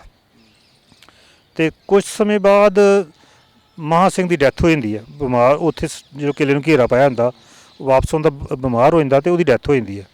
ਫਿਰ ਉਹ ਪਹਿਲੀ ਵਾਰ 10 ਸਾਲ ਦੀ ਉਮਰ ਦੇ ਵਿੱਚ ਮਹਿਰਾਜ ਤੋਂ ਮਹਾਰਾਜਾ ਰਣਜੀਤ ਸਿੰਘ ਦਾ ਸੰਸਕਾਰ ਕਰਨ ਮਹਾਂ ਸਿੰਘ ਦਾ ਸੰਸਕਾਰ ਕਰਨ ਵਾਸਤੇ ਗੁਜਰਾਂਵਾਲੇ ਆਏ, ਤੇ ਗੁਜਰਾਂਵਾਲੇ ਆ ਕੇ ਉਹਨਾਂ ਨੇ ਜੋ ਵੀ ਕਿਰਿਆ ਕਰਮ ਕੀਤੀ, ਤੇ ਫਿਰ ਬਾਕੀ ਸਰਦਾਰ ਵੀ ਇਕੱਠੇ ਹੋਏ ਜਿਹੜੇ ਭਾਵੇਂ ਹੀ, ਉਹਨਾਂ ਨੇ ਆ ਕੇ ਉਹਨੂੰ ਆਪਣੇ ਬਾਪ ਦੀ ਗੱਦੀ 'ਤੇ ਬਿਠਾਤਾ। ਨਹੀਂ, ਇਹ ਵੀ ਮੰਨਿਆ ਜਾਂਦਾ ਵੀ ਰਣਜੀਤ ਸਿੰਘ ਦੇ ਬਜ਼ੁਰਗ ਸਨ ਪਹਿਲਾਂ, ਵੀ ਉਹਨਾਂ ਨੇ ਗੁਰੂ ਗੋਬਿੰਦ ਸਿੰਘ ਪਾਤਸ਼ਾਹ ਦੇ ਵੇਲੇ ਤੋਂ ਅੰਮ੍ਰਿਤਪਾਨ ਕੀਤਾ ਸੀ। ਉਹ ਥੋੜ੍ਹਾ ਸਾਨੂੰ ਸੰਖੇਪ ਦੇ ਵਿੱਚ, ਜ਼ਿਆਦਾ ਲੰਮਾ ਨਾ ਹੋਵੇ, ਸੰਖੇਪ ਸਾਡਾ। ਇਹਨੇ ਵੱਡ ਵਡੇਰੇ ਬੁੱਢਾ ਜੀ ਹੋਏ ਮਹਾਰਾਜਾ ਰਣਜੀਤ ਸਿੰਘ ਦੇ ਫਾਦਰ ਬੁੱਢਾ ਜੀ। ਹਾਂਜੀ, ਤੇ ਜਿਹੜੇ ਬੁੱਢਾ ਜੀ ਹੋਏ ਆ, ਤੇ ਇਹਨਾਂ ਨੇ ਉਸ ਸਮੇਂ 'ਚ ਜਦੋਂ ਗੁਰੂ ਗੋਬਿੰਦ ਸਿੰਘ ਜੀ ਨੇ 1699 'ਚ ਖਾਲਸਾ ਪੰਥ ਸਾਜਿਆ, ਤੇ ਉਸ ਸਮੇਂ 'ਚ ਬੁੱਢਾ ਜੀ ਨੇ ਵੀ ਅੰਮ੍ਰਿਤ ਦੀ ਦਾਤ ਬਖਸ਼ੀ, ਤੇ ਉਹ ਬੁੱਢਾ ਸਿੰਘ ਬਣ ਗਏ, ਸੱਜ ਗਏ। ਤੇ ਜਿਹੜੇ ਕਿ ਉਸ ਸਮੇਂ 'ਚ ਲਿਖਿਆ ਵਾ ਕਿਤਾਬਾਂ ਦੇ ਵਿੱਚ ਕਿ ਬਹੁਤ ਸਾਰੀ ਜੰਗਾਂ 'ਚ ਇਹਨਾਂ ਨੇ ਭਾਗ ਲਿਆ ਬੁੱਢਾ ਸਿੰਘ ਨੇ, ਤੇ ਉਸ ਤੋਂ ਬਾਅਦ ਇਹ ਫਿਰ ਮੈਂ ਦੱਸਦਾ ਉਸ ਤੋਂ ਬਾਅਦ ਇਹ ਇਹਨਾਂ ਨੇ ਸਾਥ ਦਿੱਤਾ ਇਹਨਾਂ ਦਾ ਕੀ ਨਾਂ ਸੀ ਇਹਨਾਂ ਦਾ ਆਪਣੇ ਜਿਹੜੇ ਉਧਰੋਂ ਆਏ ਪਟਨਾ ਸਾਹਿਬ ਤੋਂ ਕੀ ਨਾਂ ਸੀ ਬਾਬਾ ਬੰਦਾ ਸਿੰਘ ਬਹਾਦਰ ਦਾ ਸਰਹੰਦ ਫਤਿਹ 'ਚ ਵੀ ਇਹਨਾਂ ਨੇ ਸਾਥ ਦਿੱਤਾ ਬੁੱਢਾ ਸਿੰਘ ਨੇ ਉਹਨਾਂ ਦਾ ਜੋ ਜਿੱਤ ਕੇ ਇੱਧਰ ਆਏ ਪੰਜਾਬ ਨੂੰ ਆ ਗਏ ਅੰਮ੍ਰਿਤਸਰ 'ਚ ਵੀ ਆਏ ਫਿਰ ਇੱਥੇ ਥੋੜ੍ਹੀ ਜਿਹੀ ਆਪਸੀ ਸਿੱਖ ਜਥੇਬੰਦੀ ਦੀ ਥੋੜ੍ਹੀ ਟਸਕ ਹੋ ਗਈ ਇੱਕ ਪਾਸੇ ਬਾਬਾ ਦੀਪ ਸਿੰਘ ਜੀ ਸੀ ਹਾਂਜੀ ਅਤੇ ਦੂਜੇ ਪਾਸੇ ਬਾਬਾ ਬੰਦਾ ਸਿੰਘ ਬਹਾਦਰ ਸੀ ਉਹ ਪਤਾ ਹੀ ਹੈ ਸਾਰੇ ਇਤਿਹਾਸਕਾਰਾਂ ਨੂੰ ਕਿ ਫਿਰ ਉੱਥੇ ਕੀ ਨਿਆਂ ਹੋਇਆ ਜਿਸ ਤਰ੍ਹਾਂ ਹੀ ਫੈਸਲਾ ਹੋਇਆ ਪਰਚੀਆਂ ਪਾਈਆਂ ਗਈਆਂ ਗੁਰੂ ਮਹਾਰਾਜ ਦੇ ਅੱਗੇ ਹਾਂਜੀ ਅਤੇ ਬੰਦਾ ਸਿੰਘ ਬਹਾਦਰ ਨੂੰ ਇਹ ਜਿਹੜਾ ਦਰਬਾਰ ਸਾਹਿਬ ਅੰਮ੍ਰਿਤਸਰ ਛੱਡਣ ਦਾ ਹੁਕਮ ਹੋ ਗਿਆ ਚਲੋ ਉਹ ਆਪਣੇ ਹਿਸਾਬ ਨਾਲ ਫਿਰ ਉਹ ਚੱਲ ਗਏ ਇੱਧਰ ਬਟਾਲੇ ਵੱਲ ਕੱਚੀ ਗੜੀ ਜਿਹੜੀ ਆ ਕੀ ਨਾਂ ਦਾ ਗੜੀ ਦਾ ਨਹੀਂ ਰਾਮਗੜ੍ਹ ਉਸ ਕਿਲੇ ਚੱਲ ਗਏ ਗੁਰਦਾਸ ਨੰਗਲ ਦੀ ਗੜੀ ਚੱਲ ਗਈ ਉੱਥੇ ਹਾਂਜੀ ਉੱਥੇ ਉੱਧਰੋਂ ਫਿਰ ਜ਼ਕਰੀਆ ਖਾਨ ਨੇ ਪਤਾ ਲੱਗਾ ਵੀ ਸਿੱਖਾਂ 'ਚ ਆ ਵੀ ਗੱਲ ਹੋ ਗਈ ਹੈ ਅਤੇ ਉਹਨੇ ਫਿਰ ਜਾ ਕੇ ਉੱਥੇ ਗੁਰਦਾਸ ਨੰਗਲ ਨੂੰ ਘੇਰਾ ਪਾ ਛੱਡਿਆ 8 ਮਹੀਨੇ ਦਾ ਘੇਰਾ ਪਿਆ ਰਿਹਾ 1816 ਦੇ ਵਿੱਚ ਬੁੱਢਾ ਸਿੰਘ ਦੀ ਮੌਤ ਉੱਥੇ ਹੁੰਦੀ ਆ ਗੁਰਦਾਸ ਨੰਗਲ ਦੇ ਵਿੱਚ ਹਾਂਜੀ ਅਤੇ ਉਸ ਤੋਂ ਬਾਅਦ ਚਲੋ ਬਾਬਾ ਬੰਦਾ ਸਿੰਘ ਬਹਾਦਰ ਦਾ ਤਾਂ ਵੱਖਰੀ ਇਤਿਹਾਸ ਸ਼ੁਰੂ ਹੋ ਜਾਂਦਾ ਅਤੇ ਉਹਨਾਂ ਦੇ ਅੱਗੇ ਫਿਰ ਆ ਜਾਂਦੇ ਨੋਧ ਸਿੰਘ ਹੈ ਨਾ ਕਿ ਬੁੱਢਾ ਸਿੰਘ ਨੇ ਉਦੋਂ ਉਸ ਸਮੇਂ 'ਚ ਪਿੰਡ ਸ਼ੁਕਰ ਚੱਕ ਦੇ ਵਿੱਚ ਨਾ ਜਦੋਂ ਇੱਥੇ ਅੰਮ੍ਰਿਤਸਰ ਹੁੰਦੇ ਨਾ ਇੱਥੇ ਆਪਣੇ ਮਤਲਬ ਪਰਿਵਾਰ ਦਾ ਟਿਕਾਣਾ ਕਰ ਲਿਆ ਸ਼ੁਕਰ ਚੱਕ ਦੇ ਵਿੱਚ ਆਪਣਾ ਮਤਲਬ ਹਵੇਲੀ ਬਣਾ ਲਈ ਸੀ ਆਪਣੇ ਬੱਚਿਆਂ ਨੂੰ ਉੱਥੇ ਟਿਕਾ ਦਿੱਤਾ ਸੀ ਘਰਦਿਆਂ ਨੂੰ ਉਹਨਾਂ ਦਾ ਫਿਰ ਅੱਗੇ ਨੋਧ ਸਿੰਘ ਲੜਕਾ ਜਿਹੜਾ ਸੀ 16 ਸਾਲ ਦਾ ਹੋਇਆ ਅਤੇ ਉਹਦੀ ਸ਼ਾਦੀ ਮਜੀਠੀ ਹੋਈ ਨੋਧ ਸਿੰਘ ਦੀ ਸ਼ਾਦੀ ਜਿਹੜੀ ਆ ਗੁਲਾਬ ਸਿੰਘ ਮਜੀਠੀਆ ਇੱਕ ਹੋਇਆ ਉਹਦੀ ਲੜਕੀ ਨਾਲ ਹੋਈ ਹਾਂਜੀ ਅਤੇ ਉਸ ਤੋਂ ਬਾਅਦ ਇਹ ਅਹਿਮਦ ਸ਼ਾਹ ਅਬਦਾਲੀ ਦਾ ਇਹਨਾਂ ਨੂੰ ਪਤਾ ਲੱਗਾ ਵੀ ਉਹ ਇੱਧਰੋਂ ਆ ਰਿਹਾ ਅਫਗਾਨਿਸਤਾਨ ਤੋਂ ਅਤੇ ਉਸ ਸਮੇਂ ਦੇ ਵਿੱਚ ਫਿਰ ਇਹਨਾਂ ਨੇ ਉਹਦੇ ਨਾਲ ਨਜਿੱਠਣ ਦਾ ਮਤਲਬ ਪ੍ਰੋਗਰਾਮ ਬਣਾਇਆ ਅਤੇ ਉਹ ਆਪਣਾ ਇੱਥੋਂ ਡੇਰਾ ਚੁੱਕ ਕੇ ਕਿਲ੍ਹਾ ਕਠਾਣੀਆਂ ਇੱਧਰ ਨਾ ਜਾਓ ਤੁਸੀਂ ਅਜਨਾਰ ਰੋਡ ਵੱਲ ਜਾਓ ਨਾ ਅਤੇ ਕਿਲ੍ਹਾ ਕਠਾਣੀਆਂ ਹੁੰਦਾ ਹੁਣ ਤਾਂ ਬਹੁਤਾ ਹਿੱਸਾ ਜਿਹੜਾ ਪਿੰਡ ਕਠਾਣੀਆਂ ਦਾ ਆਰਮੀ ਦੇ ਅੰਡਰ ਆ ਗਿਆ ਆਰਮੀ ਦੇ ਕੰਟਰੋਲ 'ਚ ਆ ਗਿਆ ਅਤੇ ਉੱਥੇ ਕਿਲ੍ਹਾ ਕਠਾਣੀਆਂ ਦੇ ਵਿੱਚ ਇਹਨਾਂ ਨੇ ਆਪਣੀ ਮੋਰਚਾਬੰਦੀ ਕਰ ਲਈ ਕਿ ਆਪਾਂ ਜਿਹੜਾ ਅਹਿਮਦ ਸ਼ਾਹ ਅਬਦਾਲੀ ਨੂੰ ਇੱਧਰੋਂ ਅੱਗੇ ਨਹੀਂ ਲੰਘਣ ਦੇਣਾ ਚਾਹੇ ਉਹ ਆਪਣੀ ਫੌਜ ਦੀ ਗਿਣਤੀ 1 ਲੱਖ ਦੇ ਕਰੀਬ ਹੀ ਉਹਦੀ ਪਰ ਫਿਰ ਵੀ ਇਹਨਾਂ ਨੇ ਕਿਹਾ ਕਿ ਚਲੋ ਲੜੋ ਹਾਂਜੀ ਜਿਹੜੀ ਇਹਨਾਂ ਨੂੰ ਵਿਰਸੇ 'ਚ ਵਿਰਾਸਤ ਮਿਲੀ ਸੀ ਅਤੇ ਇਹ ਫਿਰ ਜਦੋਂ ਉਹ ਜਿਹੜੇ ਇੱਥੇ ਆ ਗਏ ਅਹਿਮਦ ਸ਼ਾਹ ਅਬਦਾਲੀ ਦੀ ਫੌਜ ਇੱਧਰ ਆਈ ਫਿਰ ਇਹਨਾਂ ਨੇ ਲੜਾਈ ਸ਼ੁਰੂ ਕੀਤੀ ਪਹਿਲਾਂ ਅੰਦਰੋਂ ਲੜਦੇ ਰਹੇ ਫਿਰ ਬਾਹਰ ਨਿਕਲ ਕੇ ਲੜਦੇ ਇਹ ਮਜੀਠੇ ਤੱਕ ਪਹੁੰਚ ਗਏ ਠੀਕ ਹੈ ਜੀ ਬੜੀ ਕਤਲੇਆਮ ਕੀਤੀ ਇਹਨਾਂ ਨੇ ਐਵੇਂ ਉਹਨਾਂ ਦੀ ਅਤੇ ਮਜੀਠੇ ਜਾ ਕੇ ਅਤੇ ਇਹ ਫਿਰ ਜ਼ਖਮੀ ਹੋ ਗਏ ਬਹੁਤ ਬੁਰੀ ਤਰ੍ਹਾਂ ਅਤੇ ਇਹਨਾਂ ਦਾ ਲੜਕਾ ਚੜ੍ਹਤ ਸਿੰਘ ਹੀ ਜਿਹੜਾ ਕਿ ਆਪਣੇ ਬਾਪ ਨੂੰ ਫਿਰ ਉਠਾ ਕੇ ਅਤੇ ਮਜੀਠੇ ਆਪਣੇ ਨਾਨਕੇ ਘਰ ਲੈ ਗਿਆ ਚੜ੍ਹਤ ਸਿੰਘ ਨੇ ਫਿਰ ਆਪਣੇ ਉੱਥੇ ਹੀ ਰਿਹਾ ਮਜੀਠੇ ਹੀ ਰਿਹਾ ਫਿਰ ਉੱਥੇ ਉਹਨੇ ਆਪਣੀ ਵੱਖਰੀ ਜਥੇਬੰਦੀ ਕਾਇਮ ਕੀਤੀ ਜਿੰਨੇ ਵੀ ਇਲਾਕੇ ਦੇ ਨੌਜਵਾਨ ਮੁੰਡੇ ਸੀ ਜਿਹੜੇ ਉਹਨਾਂ ਨੂੰ ਕੰਡੀਸ਼ਨ ਹੁੰਦੀ ਸੀ ਕਿ ਪਹਿਲਾਂ ਅੰਮ੍ਰਿਤ ਛਕਾ ਕੇ ਅਤੇ ਫਿਰ ਹੀ ਮਤਲਬ ਆਪਣੀ ਜਥੇਬੰਦੀ 'ਚ ਲਿਆ ਜਾਵੇ ਕਿਉਂਕਿ ਸੁਣਿਆ ਤਾਂ ਨਹੀਂ ਆ ਲਿਖਿਆ ਵੀ ਪੜ੍ਹਿਆ ਵੀ ਆ ਹਰੀ ਸਿੰਘ ਗੁਪਤੇ ਜੀ ਪੜ੍ਹਿਆ ਕੈਪਟਨ ਅਮਰਿੰਦਰ ਨੇ ਲਿਖਿਆ ਕਿ ਪੰਜਾਬ ਦੇ ਨੌਜਵਾਨਾਂ ਨੇ ਗੁਰੂ ਗੋਬਿੰਦ ਸਿੰਘ ਜੀ ਨੂੰ ਧੋਖਾ ਦਿੱਤਾ ਸੀ ਖਾਸ ਕਰਕੇ ਮਾਝੇ ਦੇ ਨੌਜਵਾਨਾਂ ਨੇ ਹਾਂਜੀ ਇਸ ਕਰਕੇ ਉਹ ਪਿਰਤ ਪਾਈ ਇਹਨਾਂ ਨੇ ਕਿ ਵੀ ਜਿਹਨੂੰ ਵੀ ਫੌਜ 'ਚ ਲੈਣਾ ਤਾਂ ਉਹਨੂੰ ਅੰਮ੍ਰਿਤ ਛਕਾਉਣਾ ਜ਼ਰੂਰੀ ਆ ਉਹ ਭਾਵੇਂ ਕੋਈ ਵੀ ਹੋਵੇ ਹੈ ਨਾ ਉਹ ਭਾਵੇਂ ਕੋਈ ਵੀ ਹੋਵੇ ਭਾਵੇਂ ਉਹ ਤੇਜ਼ ਹੀ ਭਾਵੇਂ ਉਹ ਕੋਈ ਹੋਰ ਵੀ ਆਏ ਉਹਨਾਂ ਸਾਰਿਆਂ ਨੂੰ ਅੰਮ੍ਰਿਤ ਛਕਾ ਕੇ ਉਹਨਾਂ ਨਾਲ ਸਿੰਘ ਲਾ ਕੇ ਫਿਰ ਹੀ ਭਰਤੀ ਕੀਤਾ ਜਾਂਦਾ ਹੈ ਇਹ ਪਿਰਤ ਫਿਰ ਮਹਾਰਾਜਾ ਰਣਜੀਤ ਸਿੰਘ ਤਾਂ ਵੀ ਚੱਲਦੀ ਰਹੀ ਅਤੇ ਚੜ੍ਹਤ ਸਿੰਘ ਨੇ ਫਿਰ ਆਪਣੀ ਜਥੇਬੰਦੀ ਬਣਾ ਕੇ ਫਿਰ ਚੱਲ ਗਏ ਉੱਥੇ ਗੁਜਰਾਂਵਾਲੇ ਆਪਣਾ ਹੈੱਡਕੁਆਟਰ ਬਣਾ ਲਿਆ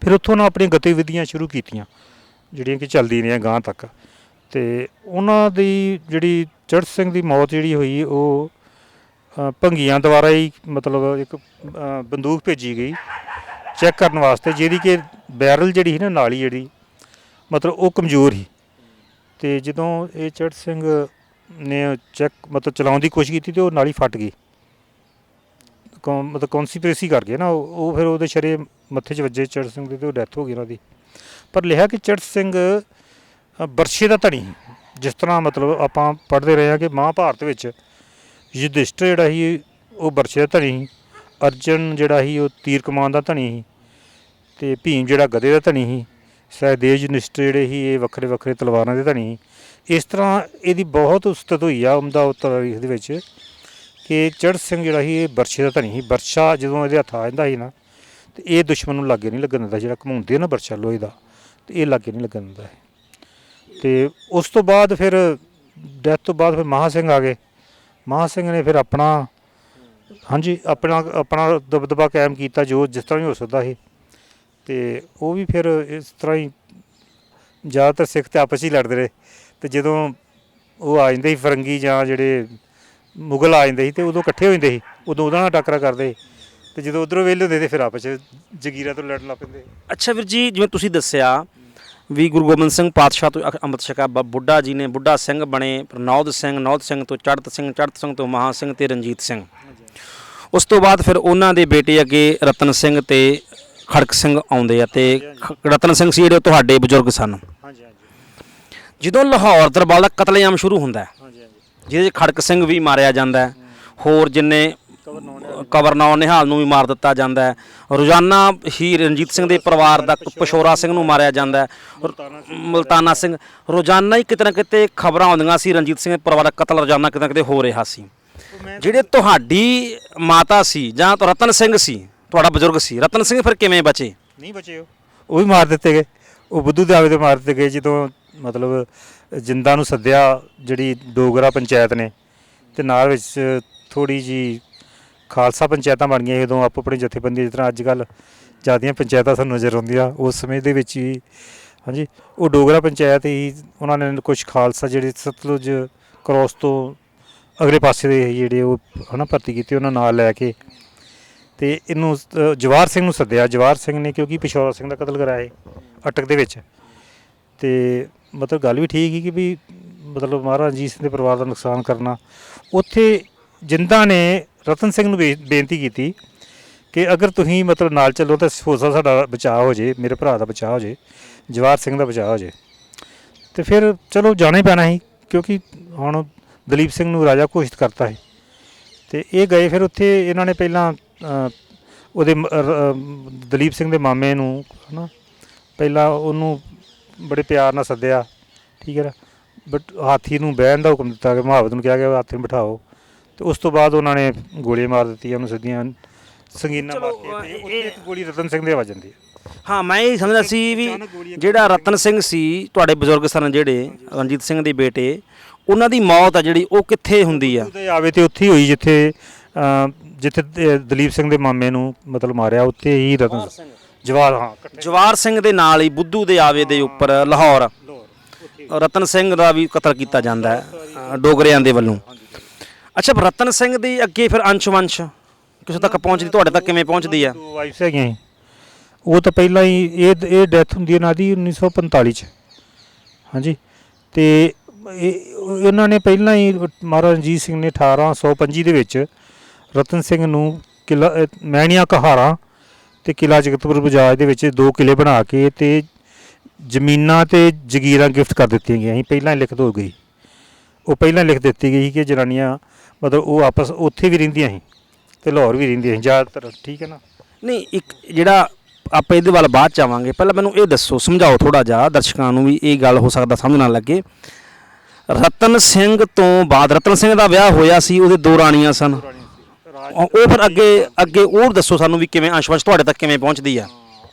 ਰਾਜਦੇਈ ਜਿਹੜੀ ਰਤਨ ਸਿੰਘ ਦੀ ਵੱਡੀ ਵਾਈਫ ਸੀ, ਤੇ ਭਾਗ ਭਰੀ ਜਿਹੜੀ ਸੀ ਉਹ ਮਤਲਬ ਲਿਖਿਆ ਕਿ ਫੇਵਰੇਟ ਹੀ ਛੋਟੀ ਵਾਈਫ ਸੀ, ਤੇ ਉਹਦੇ ਕੋਲ ਮਹਿਣੀਆਂ ਦੀ ਜਗੀਰ ਤੇ ਜ਼ਮੀਨ ਆ ਗਈ, ਤੇ ਕੁਛ ਆਪਸੀ ਮੁੰਡਿਆਂ ਦੇ ਬੱਚਿਆਂ ਦੇ ਵਿੱਚ ਲੜਾਈ ਝਗੜੇ ਕਰਕੇ ਰਤਨ ਸਿੰਘ ਨੇ ਫਿਰ ਭਾਗ ਭਰੀ ਨੂੰ ਮਤਲਬ ਜਗਤਪੁਰ ਬਜਾਜ ਇੱਕ ਬਹੁਤ ਇਤਿਹਾਸਕ ਪਿੰਡ ਆ, ਕਿਸੇ ਦੀਵਾਨ ਜਗਤ ਰਾਏ ਹੋਇਆ ਕੋਈ ਇੰਪੀਰੀਅਲ ਟਾਈਮ ਦੇ ਵਿੱਚ, ਇਹ ਇਲਾਕਾ ਉਹਦਾ ਹੁੰਦਾ ਹੈ, ਇਹ ਜ਼ਮੀਨ ਉਹਦੀ ਆਪਣੀ ਜੱਦੀ ਮਾਲਕੀ ਹੁੰਦੀ, ਉਹਦੇ ਕੋਲੋਂ ਮਤਲਬ ਉਸ ਸਮੇਂ 2000 'ਚ 2200 ਵਿਗਾ ਖਰੀਦ ਕੀਤੀ, ਤੇ ਉੱਥੇ ਬਕਾਇਦਾ ਇੱਕ ਕਿਲ੍ਹੇ ਦਾ ਨਿਰਮਾਣ ਕਰਾਇਆ ਕਿ ਜਿਹੜਾ ਕਿਲ੍ਹਾ ਦੇਖਣ ਹੀ ਵਾਲਾ, ਪਰ ਹੁਣ ਤਾਂ ਬਹੁਤ ਸਾਰਾ ਢੱਠ ਗਿਆ। ਬਕਾਇਦਾ ਉਹਦੇ ਚਾਰੇ ਪਾਸੇ ਡਰੇਨ ਪਾਣੀ ਖੁੱਲ੍ਹਾ ਚੱਲਦਾ ਸੀ ਕਿ ਕੋਈ ਅੰਦਰ ਨਾ ਆ ਸਕੇ। ਕਿਲ੍ਹੇ ਘੱਟ ਤੋਂ 12 ਕਿੱਲਿਆਂ ਦੇ ਵਿੱਚ ਉਹਦੀ ਤਮੀਲ ਕੀਤੀ ਗਈ ਸੀ। ਉਹ ਅੱਛਾ 3 ਲੜਕੇ ਮਹਿਣੀਆਂ 'ਚ ਹੀ ਵੱਡੀ ਵਾਈਫ ਚੋਂ, ਤੇ 3 ਲੜਕੇ ਹੀ ਜਿਹੜੇ ਸੀ ਉਹ ਇੱਥੇ ਜਗਤਪੁਰ ਬਾਜ਼ਾਰ 'ਚ ਸੀ ਸੈਕੰਡ ਵਾਈਫ ਦੇ ਵਿੱਚੋਂ।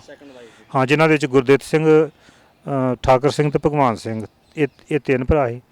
ਤੇ ਜਿਹੜੀ ਸਾਡੀ ਜਨਰੇਸ਼ਨ ਜਿਹੜੀ ਆ ਉਹ ਪਰਸਪਰ ਮਤਲਬ ਗੁਰਦੇਵ ਸਿੰਘ ਦੇ ਵਿੱਚੋਂ ਤੇ ਅਸੀਂ ਮਤਲਬ ਭਗਵਾਨ ਸਿੰਘ ਦੇ ਵਿੱਚੋਂ ਆਏ ਨੇ।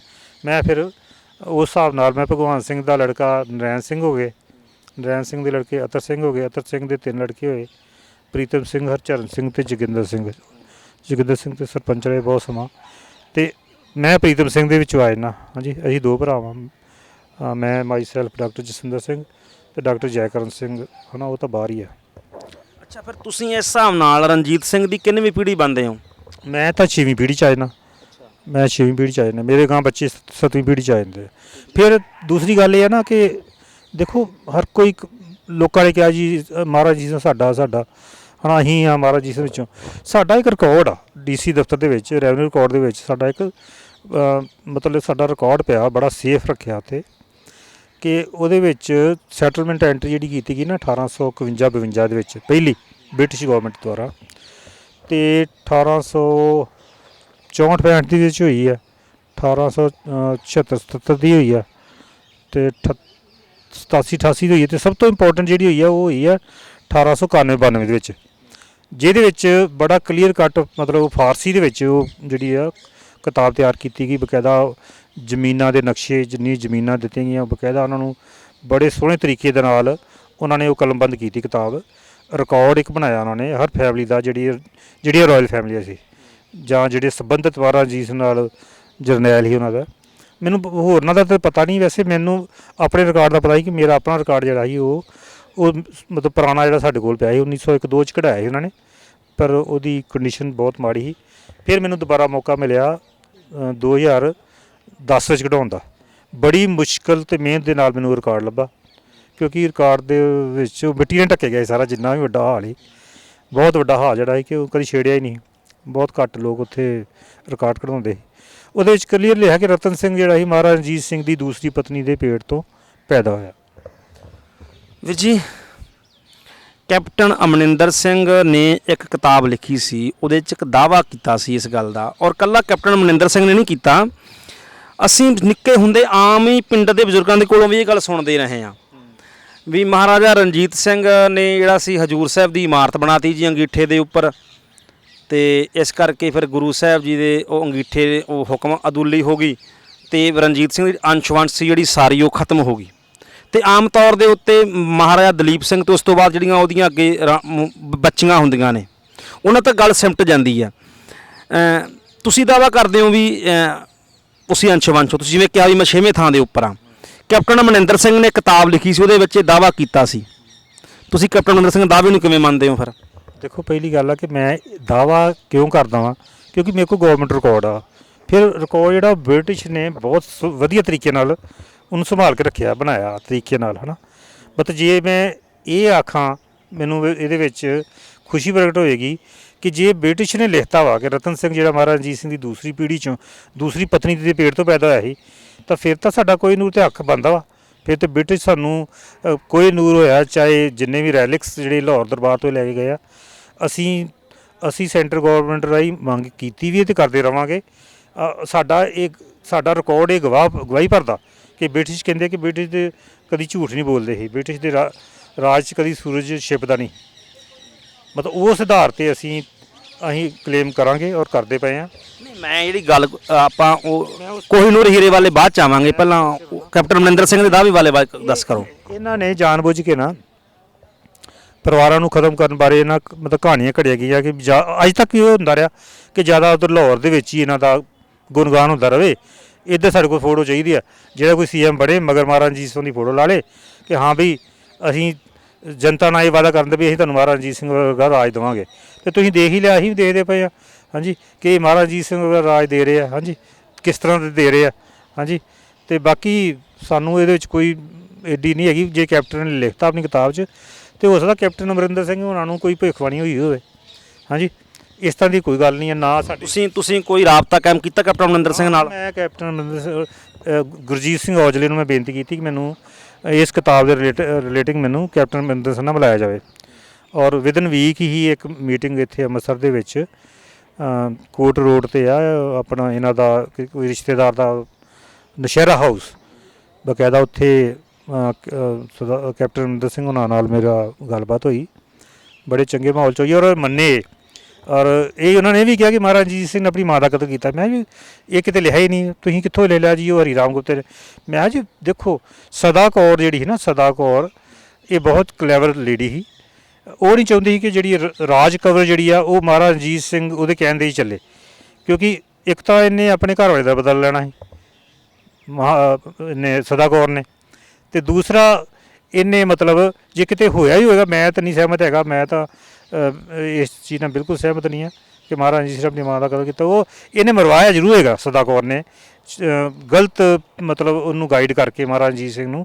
ਇਹਦੇ ਵਿੱਚ ਸਦਾ ਕੌਰ ਦਾ ਦੋਸ਼ ਹੋਏਗਾ, ਮਹਾਰਾਜਾ ਰਣਜੀਤ ਸਿੰਘ ਦਾ ਦੋਸ਼ ਨਹੀਂ, ਕਿਉਂਕਿ ਉਹ ਛੋਟੀ ਉਮਰ 16 ਸਾਲ ਦੀ ਉਮਰ ਹੀ ਉਹਦੀ, ਹਾਂਜੀ, ਜਦੋਂ ਇਹ ਹੈਪਨਿੰਗ ਹੋਈ ਹੈ। ਅਤੇ ਉਹਦੇ ਨਾਲ ਇਹ ਹੋ ਗਿਆ, ਚਲੋ ਮਤਲਬ ਉਹਦੀ ਮਾਂ ਦਾ ਵੀ ਉੱਤੋਂ ਮਤਲਬ ਹੈ ਨਾ ਵਿੱਚੋਂ ਕੰਡਾ ਕੱਢਤਾ ਗਿਆ ਕਿ ਜਿਹੜੀ ਬਹੁਤ ਸਿਆਣੀ ਸੀ, ਇੱਕ ਖਾਨਦਾਨ ਪਰਿਵਾਰ। ਤੁਸੀਂ ਮੰਨਦੇ ਹੋ ਸਦਾ ਕੌਰ ਜ਼ਿੰਮੇਵਾਰ ਸੀ ਰਣਜੀਤ ਸਿੰਘ ਦੀ ਮਾਂ ਦੀ ਕਤਲ ਦੇ ਲਈ? ਸਦਾ ਕੌਰ ਮੈਂ 100% ਮੈਂ ਇਸ ਗੱਲ ਨੂੰ ਮੰਨਦਾ। ਔਰ ਜਿਹੜੀ ਸਾਡੇ ਕੋਲ ਸਟੇਟ ਹੈਗੀ ਆ, ਬਕਾਇਦਾ ਮਹਾਰਾਜਾ ਰਣਜੀਤ ਸਿੰਘ ਨੇ ਜਦੋਂ ਸਦਾ ਕੌਰ ਮਹਿਤਾਬ ਕੌਰ ਨੂੰ ਲੈ ਕੇ ਸਤਲੁਜ ਕ੍ਰੋਸ ਹੋਣ ਲੱਗੀ, ਮਹਾਰਾਜਾ ਰਣਜੀਤ ਸਿੰਘ ਨੇ ਦਰਸ਼ਕੋ, ਮੈਂ ਕੱਟ ਰਿਹਾ ਵੀਰ ਜੀ, ਇੱਕ ਦਰਸ਼ਕੋ ਅਸਲ ਵਿੱਚ ਜਿਹੜੀ ਸਦਾ ਕੌਰ ਆ ਉਹ ਸੱਸ ਸੀ ਰਣਜੀਤ ਸਿੰਘ ਦੀ। ਕਈ ਵਾਰ ਦਰਸ਼ਕਾਂ ਵੀ ਸਦਾ ਕੌਰ ਕੌਣ ਹੈ? ਸਦਾ ਕੌਰ ਹੈ ਜਿਹੜੀ ਉਹ ਮਹਿਤਾਬ ਕੌਰ ਸੀ, ਜਿਹੜੀ ਮਹਿਤਾਬ ਕੌਰ ਦੀ ਮਾਂ ਸੀ, ਇਸ ਕਰਕੇ ਉਹ ਸੱਸ ਲੱਗਦੀ ਹੈ ਰਣਜੀਤ ਸਿੰਘ ਜੀ। ਤੇ ਵੀਰ ਦਾਅਵਾ ਕਰਦੇ ਨੇ ਵੀ ਉਹਦੀ ਰਣਜੀਤ ਸਿੰਘ ਦੀ ਸੱਸ ਨੇ ਰਣਜੀਤ ਸਿੰਘ ਦੀ ਮਾਂ ਦਾ ਕਤਲ ਕਰਵਾਇਆ। ਤੋਂ ਇਲਾਵਾ 2 ਲੱਖ ਰੁਪਈਆ ਜਿਹੜੀ ਐਨੂਅਲ ਜਿਹੜੀ ਇਨਕਮ ਮਿਲਦੀ ਹੈ ਰਤਨ ਸਿੰਘ ਨੂੰ, ਜਿਹਦੇ ਨਾਲ ਕਿ ਉਹਦਾ ਆਪਣਾ ਜਿਹੜੀ ਉਹਦੀ ਪਲਟਨ ਹੁੰਦੀ ਸੀ, ਠੀਕ ਹੈ ਜੀ, ਅਤੇ ਪਲੱਸ ਆਪਣਾ ਜਿਹੜਾ ਕਿੱਲਿਆਂ ਦਾ ਪ੍ਰਬੰਧ ਆਪਣਿਆਂ ਦਾ ਉਹਦੇ ਹੀ ਆਪਣੇ ਪਰਿਵਾਰ ਵਾਸਤੇ ਹੀ। ਅੱਛਾ, ਜਿਵੇਂ ਹੁਣ ਆਪਾਂ ਕੰਪਨੀ ਬਾਗ 'ਚ ਬੈਠੇ ਆ, ਇਹ ਰਣਜੀਤ ਸਿੰਘ ਦੀ ਆਪਣੀ ਨਿੱਜੀ ਪ੍ਰਾਪਰਟੀ ਸੀ, ਬਾਗ ਬਣਾਇਆ ਸੀ। ਹੋਰ ਵੀ ਅੰਮ੍ਰਿਤਸਰ ਸਾਹਿਬ ਦੇ ਵਿੱਚ ਉਹਦੀਆਂ ਦੇ ਪ੍ਰਾਪਰਟੀਆਂ ਨੇ, ਕੋਈ ਗੋਬਿੰਦਗੜ੍ਹ ਕਿਲ੍ਹਾ ਬਣਾਇਆ, ਹੋਰ ਵੀ ਕਈ। ਤੁਹਾਨੂੰ ਕੋਈ ਇੱਦਾਂ ਅੱਜ ਤੁਹਾਡੇ ਕੋਲ ਹੈ ਕੋਈ ਇੱਦਾਂ ਦਾ ਕਬਜ਼ਾ, ਕੋਈ ਕਿਲ੍ਹੇ ਦਾ, ਕੋਈ ਹਵੇਲੀ ਦਾ, ਕੋਈ ਜਿਹੜੀ ਰਣਜੀਤ ਸਿੰਘ ਦੇ ਵੱਲੋਂ ਮਿਲੀ ਹੋਵੇ? ਆਪਣੀਆਂ ਹਵੇਲੀਆਂ ਹੈਗੀਆਂ, ਦਰਬਾਰ ਸਾਹਿਬ ਦੇ ਲਾਗੇ ਆਟਾ ਮੰਡੀ ਵੱਲ ਹਵੇਲੀ ਆ। ਉਹ ਜਿਹੜਾ ਮੇਨ ਰਸਤਾ ਹੁੰਦਾ ਹੈ ਨਾ ਲਾਹੌਰ ਤੋਂ, ਜਦੋਂ ਮਹਾਰਾਜਾ ਰਣਜੀਤ ਸਿੰਘ ਆਉਂਦਾ ਆਪਣੀ ਫੌਜ ਲੈ ਕੇ, ਉਹ ਤੁਸੀਂ ਆਟਾ ਮੰਡੀ ਵੱਲ ਜਾਓ, 100 ਫੁੱਟਾ ਬਾਜ਼ਾਰ ਜਿਹੜਾ ਵਾ ਨਾ, ਉਹ ਅੱਜ ਵੀ ਉਤਰ ਹੀ ਆ। ਸਾਡੀ ਉੱਥੇ ਹਵੇਲੀ ਆ, ਅੱਜ ਵੀ ਆ, ਬਿਲਕੁਲ ਆਟਾ ਮੰਡੀ ਦੇ ਸਾਹਮਣੇ। ਉਹ ਜਿੰਨੀਆਂ ਬਿਲਡਿੰਗਾਂ ਢੱਠੀਆਂ ਮਤਲਬ ਢਠਾੜ ਪਿਆ, ਉਹ ਸਾਰਾ ਸਾਡੀ ਹਵੇਲੀ ਦਾ ਹਿੱਸਾ। ਅੱਛਾ, ਉਹ ਗੱਲ ਵਿੱਚੇ ਫੇਰ ਹੈਗੀ ਆਪਣੀ, ਕੈਪਟਨ ਅਮਰਿੰਦਰ ਸਿੰਘ ਨਾਲ ਤੁਹਾਡੀ ਗੱਲ ਹੁੰਦੀ ਹੈ, ਤੁਸੀਂ ਉਹਨਾਂ ਨੂੰ ਕਹਿੰਦੇ ਹੋ ਵੀ ਆਹ ਗੱਲ ਆਏ ਨਹੀਂ ਹੋਈ ਸੀ, ਫਿਰ ਉਹਨਾਂ ਨੇ ਉਹ ਗੱਲ ਪ੍ਰਵਾਨ ਕੀਤੀ ਦਾਵਾ ਜਾਂ ਕੁਛ ਇੱਦਾਂ ਦਾ ਹੋਇਆ ਕੁਛ? ਹਾਂ, ਉਹਨਾਂ ਨੇ ਕਿਹਾ ਕਿ ਮੈਂ ਮਤਲਬ ਮੇਰੇ ਕੋਲ ਗਲਤੀ ਹੋ ਗਈ ਆ, ਸੌਰੀ, ਮੈਂ ਮਤਲਬ ਇਹਨੂੰ ਆਪਣੀ ਅਗਲੇ ਐਡੀਸ਼ਨ 'ਚ ਕਿਤਾਬਾਂ 'ਚੋਂ ਮੈਂ ਕਢਵਾ ਦਾਂਗਾ। ਦੇਖੋ ਜੀ, ਦੇਖੋ ਕਰੈਕਟਰ 'ਤੇ ਕਿਸੇ 'ਤੇ ਇਲਜ਼ਾਮ ਲਾਉਣਾ ਹੈ ਨਾ, ਮਤਲਬ ਜਿਸ ਤਰ੍ਹਾਂ ਕੈਪਟਨ ਅਮਰਿੰਦਰ ਸਿੰਘ ਉਹਨਾਂ ਨੇ ਲਿਖ ਦਿੱਤਾ ਕਿ ਵੀ ਉਹ ਮਤਲਬ ਆਪਣੀ ਮਾਂ ਦੇ ਕਮਰੇ 'ਚ ਦੇਖਿਆ ਗਿਆ, ਉਹਦੇ ਦੀਵਾਨ ਨੂੰ, ਅਤੇ ਉਹ ਵੀ ਦੇਖੋ, ਉਹ ਵੀ ਕੈਪਟਨ ਅਮਰਿੰਦਰ ਸਿੰਘ ਉਹਨਾਂ ਦੇ ਵੱਡ ਵਡੇਰਿਆਂ ਦੀ ਕੁਛ ਨਾ ਕੁਛ ਤਾਂ ਲੱਗਦੀ ਸੀ ਨਾ। ਇਹ ਤਾਂ ਲਿਖਣ ਵਾਲੇ ਨੂੰ ਚਾਹੀਦਾ ਸੀ ਕਿ ਵੀ ਤੁਸੀਂ ਕੀ ਲਿਖਦੇ ਪਏ ਜੇ, ਤੁਸੀਂ ਆਪਣੇ ਪਰਿਵਾਰ ਦੇ ਇੱਕ ਬਹੁਤ ਹੀ ਸੀਨੀਅਰ ਮੈਂਬਰ 'ਤੇ ਤੁਸੀਂ ਉਂਗਲ ਉਠਾਈ ਆ, ਠੀਕ ਹੈ ਨਾ, ਰਾਜ ਕਵਰ 'ਤੇ ਤੁਸੀਂ ਉਂਗਲ ਉਠਾਈ ਆ, ਉਹਦੇ ਕਰੈਕਟਰ 'ਤੇ ਉਂਗਲ ਉਠਾਈ ਆ ਤੁਸੀਂ। ਮੇਰੀ ਕੈਪਟਨ ਅਮਰਿੰਦਰ ਨਾਲ ਫਿਰ ਇਹੀ ਗੱਲ ਹੋਈ ਸੀ, ਉਹ ਕਹਿੰਦੇ ਮੈਂ ਇਹਨੂੰ ਆਪਣੇ ਅਗਲੇ ਐਡੀਸ਼ਨ 'ਚ ਮੈਂ ਡਿਲੀਟ ਕਰ ਦਾਂਗਾ, ਕੱਟ ਦਾਂਗਾ। ਹਾਂ, ਉਹਨਾਂ ਸੌਰੀ ਕਿਹਾ ਮੈਨੂੰ। ਅੱਛਾ, ਚਲੋ ਆਪਾਂ ਸਮਾਪਤੀ ਵੱਲ ਆਉਣੇ ਆ। ਜੇ ਤੁਸੀਂ ਰਣਜੀਤ ਸਿੰਘ ਦੇ ਅੰਸ਼-ਵੰਸ਼ ਹੋ, 6ਵੇਂ ਥਾਂ ਦੇ ਉੱਤੇ ਉਹਨਾਂ ਦੇ ਹੋ, ਫਿਰ ਤਾਂ ਜਿਹੜਾ ਕੋਹੀਨੂਰ ਹੀਰਾ ਹੈ ਉਹਦੇ ਤੁਹਾਡਾ ਹੱਕ ਬਣਦਾ ਹੈ। ਬਿਲਕੁਲ ਬਣਦਾ ਜੀ, ਬਿਲਕੁਲ। ਸਾਡਾ ਇੱਕ ਪੈਨਲ ਚੱਲਦਾ ਪਿਆ ਜੀ, ਅਸੀਂ ਇੱਕ ਪੈਨਲ ਸਾਡਾ ਜਗਨਨਾਥਪੁਰੀ ਵੀ ਹੋ ਕੇ ਆਏ ਆ, ਉੱਥੇ ਉਹ ਮੰਦਿਰ ਦੇ ਜਿਹੜੇ ਮਤਲਬ ਜਾਂ ਜਿਹਨੂੰ ਉਹ ਚਲਾਉਂਦੇ ਉੱਥੇ ਰਾਜੇ ਹੈਗੇ ਆ, ਹੈ ਨਾ। ਅਸੀਂ ਉਹਨਾਂ ਨੂੰ ਵੀ ਬੇਨਤੀ ਕੀਤੀ ਆ ਵੀ ਕੋਹੀਨੂਰ ਹੀਰਾ ਲਿਆਉਣ ਦੇ ਸੰਬੰਧ ਵਿੱਚ ਤੁਸੀਂ ਸਾਡੀ ਮਦਦ ਕਰੋ, ਕਿਉਂਕਿ ਕੋਹੀਨੂਰ ਜਿਹੜੀ ਆ ਉਹ ਸੰਕਲਪ ਹੈਗਾ ਸੀ ਮਹਾਰਾਜਾ ਰਣਜੀਤ ਸਿੰਘ ਦਾ, ਜਦ ਮਹਾਰਾਜਾ ਰਣਜੀਤ ਸਿੰਘ ਬੈੱਡ ਡੈਥ 'ਤੇ। ਨਹੀਂ, ਇੱਕ ਮੈਨੂੰ ਵਿੱਚੋਂ ਮੈਂ ਕੱਟ ਰਿਹਾ, ਤੁਸੀਂ ਤੁਹਾਡੇ ਬਜ਼ੁਰਗਾਂ ਨੇ ਉਹ ਗਿਫਟ ਕੀਤਾ ਸੀ ਅੰਗਰੇਜ਼ਾਂ ਨੂੰ ਜਾਂ ਤੁਹਾਡਾ ਖੋਇਆ ਗਿਆ ਸੀ? ਨਹੀਂ, ਕਨਫਿਸੀਏਟ ਕੀਤਾ ਜੀ ਉਹਨਾਂ ਨੇ, ਬਕਾਇਦਾ ਇੱਕ 8-10 ਸਾਲ ਦੇ ਬੱਚੇ ਕੋਲੋਂ ਫੋਰਸੀਬਲੀ ਕਨਫਿਸੀਏਟ ਕੀਤਾ ਗਿਆ ਸੀ, ਖੋਇਆ ਗਿਆ ਸੀ ਬਕਾਇਦਾ ਲਾਰਡ ਡਲਹੌਜੀ ਵੱਲੋਂ। ਹਾਂਜੀ, ਇਹ ਲਾਰਡ ਡਲਹੌਜੀ ਨੇ ਇਹ ਇੱਕ ਚੀਜ਼ ਥੋੜ੍ਹਾ ਲੈ ਕੇ, ਉਹ ਤਾਂ ਸਾਰਾ ਲਾਹੌਰ ਦਾ ਜੋ ਵੀ ਕੀਮਤੀ ਸਰਮਾਇਆ ਸਾਰਾ ਇੰਗਲੈਂਡ ਲੈ ਗਏ। ਲੱਗਦਾ ਤੁਹਾਨੂੰ ਮਿਲ ਜਾਏਗਾ ਵਾਪਸ? ਬਿਲਕੁਲ ਜੀ, ਬਿਲਕੁਲ। ਜੇ ਅਗਰ ਹਿੰਦੁਸਤਾਨ ਸਰਕਾਰ ਇਹ ਗੱਲ ਨੂੰ ਸਮਝਦੀ ਹੈ, ਕੋਹੀਨੂਰ ਦੀ ਅਹਿਮੀਅਤ ਨੂੰ ਸਮਝਦੀ ਹੈ, ਮੈਂ ਤਾਂ ਇਹੋ ਦੇਖਿਆ ਵੀ ਕੋਹੀਨੂਰ ਜਿਹੜਾ ਵਾ ਉਹ ਜਗਨਨਾਥਪੁਰੀ ਮੰਦਿਰ ਦੇ ਵਿੱਚੋਂ ਹੀ ਕਿਸੇ ਸਮੇਂ ਦੇ ਵਿੱਚ ਇਹ ਲੈ ਕੇ ਗਏ ਸੀ ਜਿਹੜੇ ਮੁਗਲ ਜਿਹੜੇ ਆਏ ਸੀ ਹੈ ਨਾ, ਕੀ ਨਾਂ ਸੀ ਉਹਦਾ, ਮਹਿਮੂਦ ਗਜਨਵੀ। ਹਾਂਜੀ, ਉਹ ਮਤਲਬ ਉਹਦੀ ਅੱਖ 'ਚੋਂ ਕੱਢ ਕੇ ਲੈ ਕੇ ਗਿਆ ਹੈ। ਅਤੇ ਚਲੋ ਜੇ ਅਗਰ ਹਿੰਦੁਸਤਾਨ ਸਰਕਾਰ ਜਾਂ ਹਾਂਜੀ ਇਹ ਸਾਡਾ ਸਾਥ ਦਿੰਦੇ ਆ, ਸਾਡਾ ਕੇਸ ਇੱਕ ਹੁਣੇ ਰੀਸੈਂਟਲੀ ਅਸੀਂ ਪਾਇਆ ਕੋਈ ਨੂੰ ਅਗਰ ਕਰਨ ਤਾਂ ਸਾਡੀ ਆਪਣੀ ਪ੍ਰੋਪਰਟੀ ਹੈ, ਸਾਡਾ ਆਪਣਾ ਵਿਰਸਾ ਜਿਹਦਾ ਕਿ ਚਲੋ ਇਤਿਹਾਸਕ ਤੌਰ 'ਤੇ ਇਹੀ ਕਿਹਾ ਹੈ ਵੀ ਕ੍ਰਿਸ਼ਨ ਜੀ ਮਹਾਰਾਜ ਤੋਂ ਚੱਲਿਆ ਹੈ ਨਾ, ਜਰਾਸੰਧ ਤੋਂ ਲਿਆ ਗਿਆ। ਪਰ ਗੱਲ ਤਾਂ ਹੈ ਕਿ ਹੈ ਸਾਰੇ ਤਾਂ ਉਹੀ ਹੈ। ਹਾਂਜੀ, ਮਹਾਭਾਰਤ ਦੇ ਵੀ ਸਾਰੇ ਇੱਥੇ ਤੁਰੇ ਫਿਰਦੇ ਆ, ਜਿੰਨੇ ਵੀ ਗਾਂ ਉਹਨਾਂ ਦੀ ਜਨਰੇਸ਼ਨਾਂ ਜਿਹੜੀਆਂ ਹੈਗੀਆਂ। ਹਾਂਜੀ, ਠੀਕ ਹੈ ਜੀ। ਇਹ ਤਾਂ ਅਸੀਂ ਵੈਸੇ ਸਹੀ ਅੰਦਾਜ਼ਾ ਲਾ ਲਈਦਾ ਵੀ ਜੇ ਸਾਡੇ ਪਰਿਵਾਰ ਆਉਣ, ਦੇਖੋ ਅਸੀਂ ਕੋਈ 5ਵੀਂ 10ਵੀਂ ਪੀੜ੍ਹੀ ਜਾਂ ਸਾਡਾ ਇੱਧਰ ਤਾਂ ਨਹੀਂ ਹੈ। ਅਸੀਂ ਵੀ ਰਾਜਾ ਸਲਵਾਨ ਜਿਹੜਾ ਕਿ ਕਿਸੇ ਸਮੇਂ 'ਚ ਮਰਾਠਵਾਲਾ ਤੋਂ ਹੈ ਨਾ, ਉਹਨੇ ਵਿਕਰਮਾਦਿੱਤਿਆ ਦੇ ਨਾਲ ਯੁੱਧ ਲੜਿਆ, ਮਤਲਬ ਯੁੱਧ ਲੜ ਕੇ ਜਿੱਤ ਕੇ ਅਤੇ ਫਿਰ ਉਹ ਸਾਰੇ ਹਿੰਦੁਸਤਾਨ ਦਾ ਮਾਲਕ ਬਣ ਗਿਆ। ਰਾਜੇ ਸਲਵਾਨ ਨੇ ਵੀ ਫਿਰ ਇੱਥੇ ਜੰਮੂ ਦੇ ਲਾਗੇ ਸਿਆਲਕੋਟ 'ਚ ਆਪਣਾ ਇੱਕ ਬਹੁਤ ਵੱਡਾ ਕਿਲ੍ਹਾ ਤਮੀਲ ਕਰਾਇਆ, ਜਿਹਨੂੰ ਉਹਨੇ ਆਪਣੀ ਕੈਪੀਟਲ ਬਣਾਇਆ। ਉਹਦੇ ਵਿੱਚ ਉਹਦੇ 2 ਵਾਈਫਸ ਹੈਗੀਆਂ ਜਿਨ੍ਹਾਂ ਵਿੱਚ 16 ਲੜਕੇ ਪੈਦਾ ਹੋਏ, ਜਿਨ੍ਹਾਂ 'ਚ ਇੱਕ ਸਭ ਤੋਂ ਵੱਧ ਧਾਰਮਿਕ ਜਿਹੜਾ ਇਹ ਭਗਤ ਕਪੂਰ ਨੇ। ਠੀਕ ਹੈ ਜੀ। ਰਾਜਾ ਸੱਲ ਹੋਇਆ, ਲਾਗੇ ਲਾਗੇ ਇੱਥੇ ਰਾਜਧਾਨੀਆਂ ਬਣੀਆਂ। ਹੁਣ ਕਈ ਪਿੰਡਾਂ ਦੇ ਮੈਨੂੰ ਨਾਂ ਦਿਮਾਗ ਜਿਵੇਂ ਕਿ ਰਾਜਸਾਸੀ ਹੋ ਗਿਆ ਇੱਧਰ। ਹਾਂਜੀ, ਦੇਖਣੀ ਵਾਲੇ ਹੈਗੇ ਆ ਅਤੇ ਜ਼ਰੂਰ ਇਤਿਹਾਸਕਾਰਾਂ ਨੂੰ ਇਸ ਚੀਜ਼ ਵੱਲ ਜ਼ਰੂਰ ਸੋਚਣਾ ਚਾਹੀਦਾ, ਖਾਸ ਕਰਕੇ ਗੁਰੂ ਨਾਨਕ ਦੇਵ ਯੂਨੀਵਰਸਿਟੀ ਵਾਲਿਆਂ ਨੂੰ। ਹਾਂਜੀ, ਕਿ ਜਿਹੜੇ ਅੱਜ ਤੱਕ ਇਹਨਾਂ ਕਿਲ੍ਹਿਆਂ ਨੂੰ ਦੇਖਣ ਨਹੀਂ ਆਏ। ਮੈਨੂੰ ਹੀ ਦੇਖੋ 60 ਸਾਲ ਹੋ ਗਏ ਆ ਹੈ ਨਾ, ਮਤਲਬ ਮੈਂ ਨਹੀਂ ਦੇਖਿਆ ਕਿ ਕੋਈ ਇਤਿਹਾਸਕਾਰ ਆ ਕੇ ਕਿਸੇ ਨੇ ਮਤਲਬ ਕਿਲ੍ਹਿਆਂ ਬਾਰੇ, ਪਰਿਵਾਰ ਬਾਰੇ ਕੋਈ ਹਾਂ, ਗੰਡਾ ਸਿੰਘ ਦਾ ਹੈਗਾ ਵਾ ਕਿ ਕਿਤਾਬ ਦੇ ਵਿੱਚ 1887 'ਚ ਉਹ ਆਇਆ, ਉਹ ਵੀ ਕਿਲ੍ਹੇ 'ਚ ਨਹੀਂ ਆਇਆ ਕਿਉਂਕਿ ਕਿਸੇ ਨੂੰ ਰਾਈਟ ਨਹੀਂ ਹੁੰਦਾ ਸੀ ਉਹ ਬਿਨਾਂ ਪਰਮਿਸ਼ਨ 'ਤੇ ਸਾਨੂੰ ਜਿਸ ਤਰ੍ਹਾਂ ਹੁਣ ਆ ਰੋਕਦੇ ਆ। ਹਾਂਜੀ, ਕਿ ਕੋਈ ਕਿਲ੍ਹਿਆਂ ਦੇ ਵਿੱਚ ਐਂਟਰ ਕਰ ਜਾਵੇ। ਉਹ ਗੰਡਾ ਸਿੰਘ ਨੇ ਵੀ ਉਹਨੇ ਆਪਣੀ ਇੰਟੈਲੀਜੈਂਸ ਰਿਪੋਰਟ ਜਿਹੜੀ ਆ ਪੁਲਿਸ ਤੋਂ ਕੱਥਰੂਨਗਰ ਪੁਲਿਸ ਥਾਣੇ ਤੋਂ ਪ੍ਰਾਪਤ ਕੀਤੀ ਅਤੇ ਉਹਨੇ ਕਿਤਾਬ 'ਚ ਜੋ ਹੀ ਦਰਜ ਕੀਤਾ। ਸੋ ਭਾਈ ਸਾਹਿਬ, ਸਮਾਂ ਦਿੱਤਾ ਤੁਹਾਡਾ ਬਹੁਤ ਬਹੁਤ ਧੰਨਵਾਦ। Thank you. ਧੰਨਵਾਦ ਤੇ ਤੁਹਾਡਾ, ਤੁਸੀਂ ਇੰਨੀ ਹਾਂਜੀ ਹਿੰਮਤ ਕਰਕੇ ਖੇਚਲ ਕਰਕੇ ਮਹਾਰਾਜ ਜੀ ਦੇ ਪਰਿਵਾਰ ਬਾਰੇ ਜਾਣਕਾਰੀ ਲੈਣ ਲਈ ਤੁਸੀਂ ਅੰਮ੍ਰਿਤਸਰ ਆਏ ਜੇ, ਤੁਹਾਡਾ ਬਹੁਤ ਬਹੁਤ ਧੰਨਵਾਦ। ਚੰਗਾ ਲੱਗਾ ਵੈਸੇ ਤੁਹਾਨੂੰ ਮਿਲ ਕੇ। ਤੁਹਾਡੇ ਚੈਨਲ ਦਾ ਬਹੁਤ ਬਹੁਤ ਧੰਨਵਾਦ। ਮੇਰਾ ਵੀਰ ਕੈਮਰਾਮੈਨ ਇਹਨਾਂ ਦਾ ਧੰਨਵਾਦ। ਹਾਂਜੀ, ਕਿਤੇ ਕੁਛ ਥੋੜ੍ਹਾ ਚਿਰ ਪਹਿਲਾਂ ਟਾਈਮ ਮਿਲਿਆ ਹੁੰਦਾ, ਫਿਰ ਆਪਾਂ ਚੰਗੀ ਤਰ੍ਹਾਂ ਬੈਠ ਕੇ ਤੁਹਾਨੂੰ ਮੈਂ ਆਪਣੇ ਕਿਲ੍ਹਿਆਂ ਦੇ ਵੀ ਤੁਹਾਨੂੰ ਦਿਖਾ ਦੇਣੇ ਸੀ। ਮੌਕਾ ਮਿਲਿਆ ਤਾਂ ਆਪਾਂ ਜ਼ਰੂਰ ਜਾਵਾਂਗੇ। ਮੇਰੀ ਅੱਜ ਉਸ ਤਰ੍ਹਾਂ ਮੀਟਿੰਗਾਂ ਇੱਕ ਦੋ ਮੀਟਿੰਗਾਂ ਕਰਕੇ ਮੈਂ ਵੀ ਫਿਰ ਕਿ ਮਨ ਬਣਾਇਆ ਨਹੀਂ ਜੇ ਵੀ ਇਸ ਤਰ੍ਹਾਂ ਫਿਰ ਨਾ ਉਹ ਗੱਲ ਫਿਰ ਉਹ ਕੀ ਫਰਕ ਹੋਇਆ ਫਿਰ। ਹਾਂਜੀ, ਜੇ ਆਪਾਂ ਵਾਅਦਾ ਕਰਕੇ ਜੇ ਨਿਭਾਉਂਦੇ ਨਹੀਂ ਆ। ਹਾਂਜੀ, ਅਤੇ ਕੈਪਟਨ ਅਮਰਿੰਦਰ ਹੋਣੀ ਭਾਵੇਂ ਜੋ ਮਰਜ਼ੀ ਵਾਅਦਾ ਤੋੜੀ।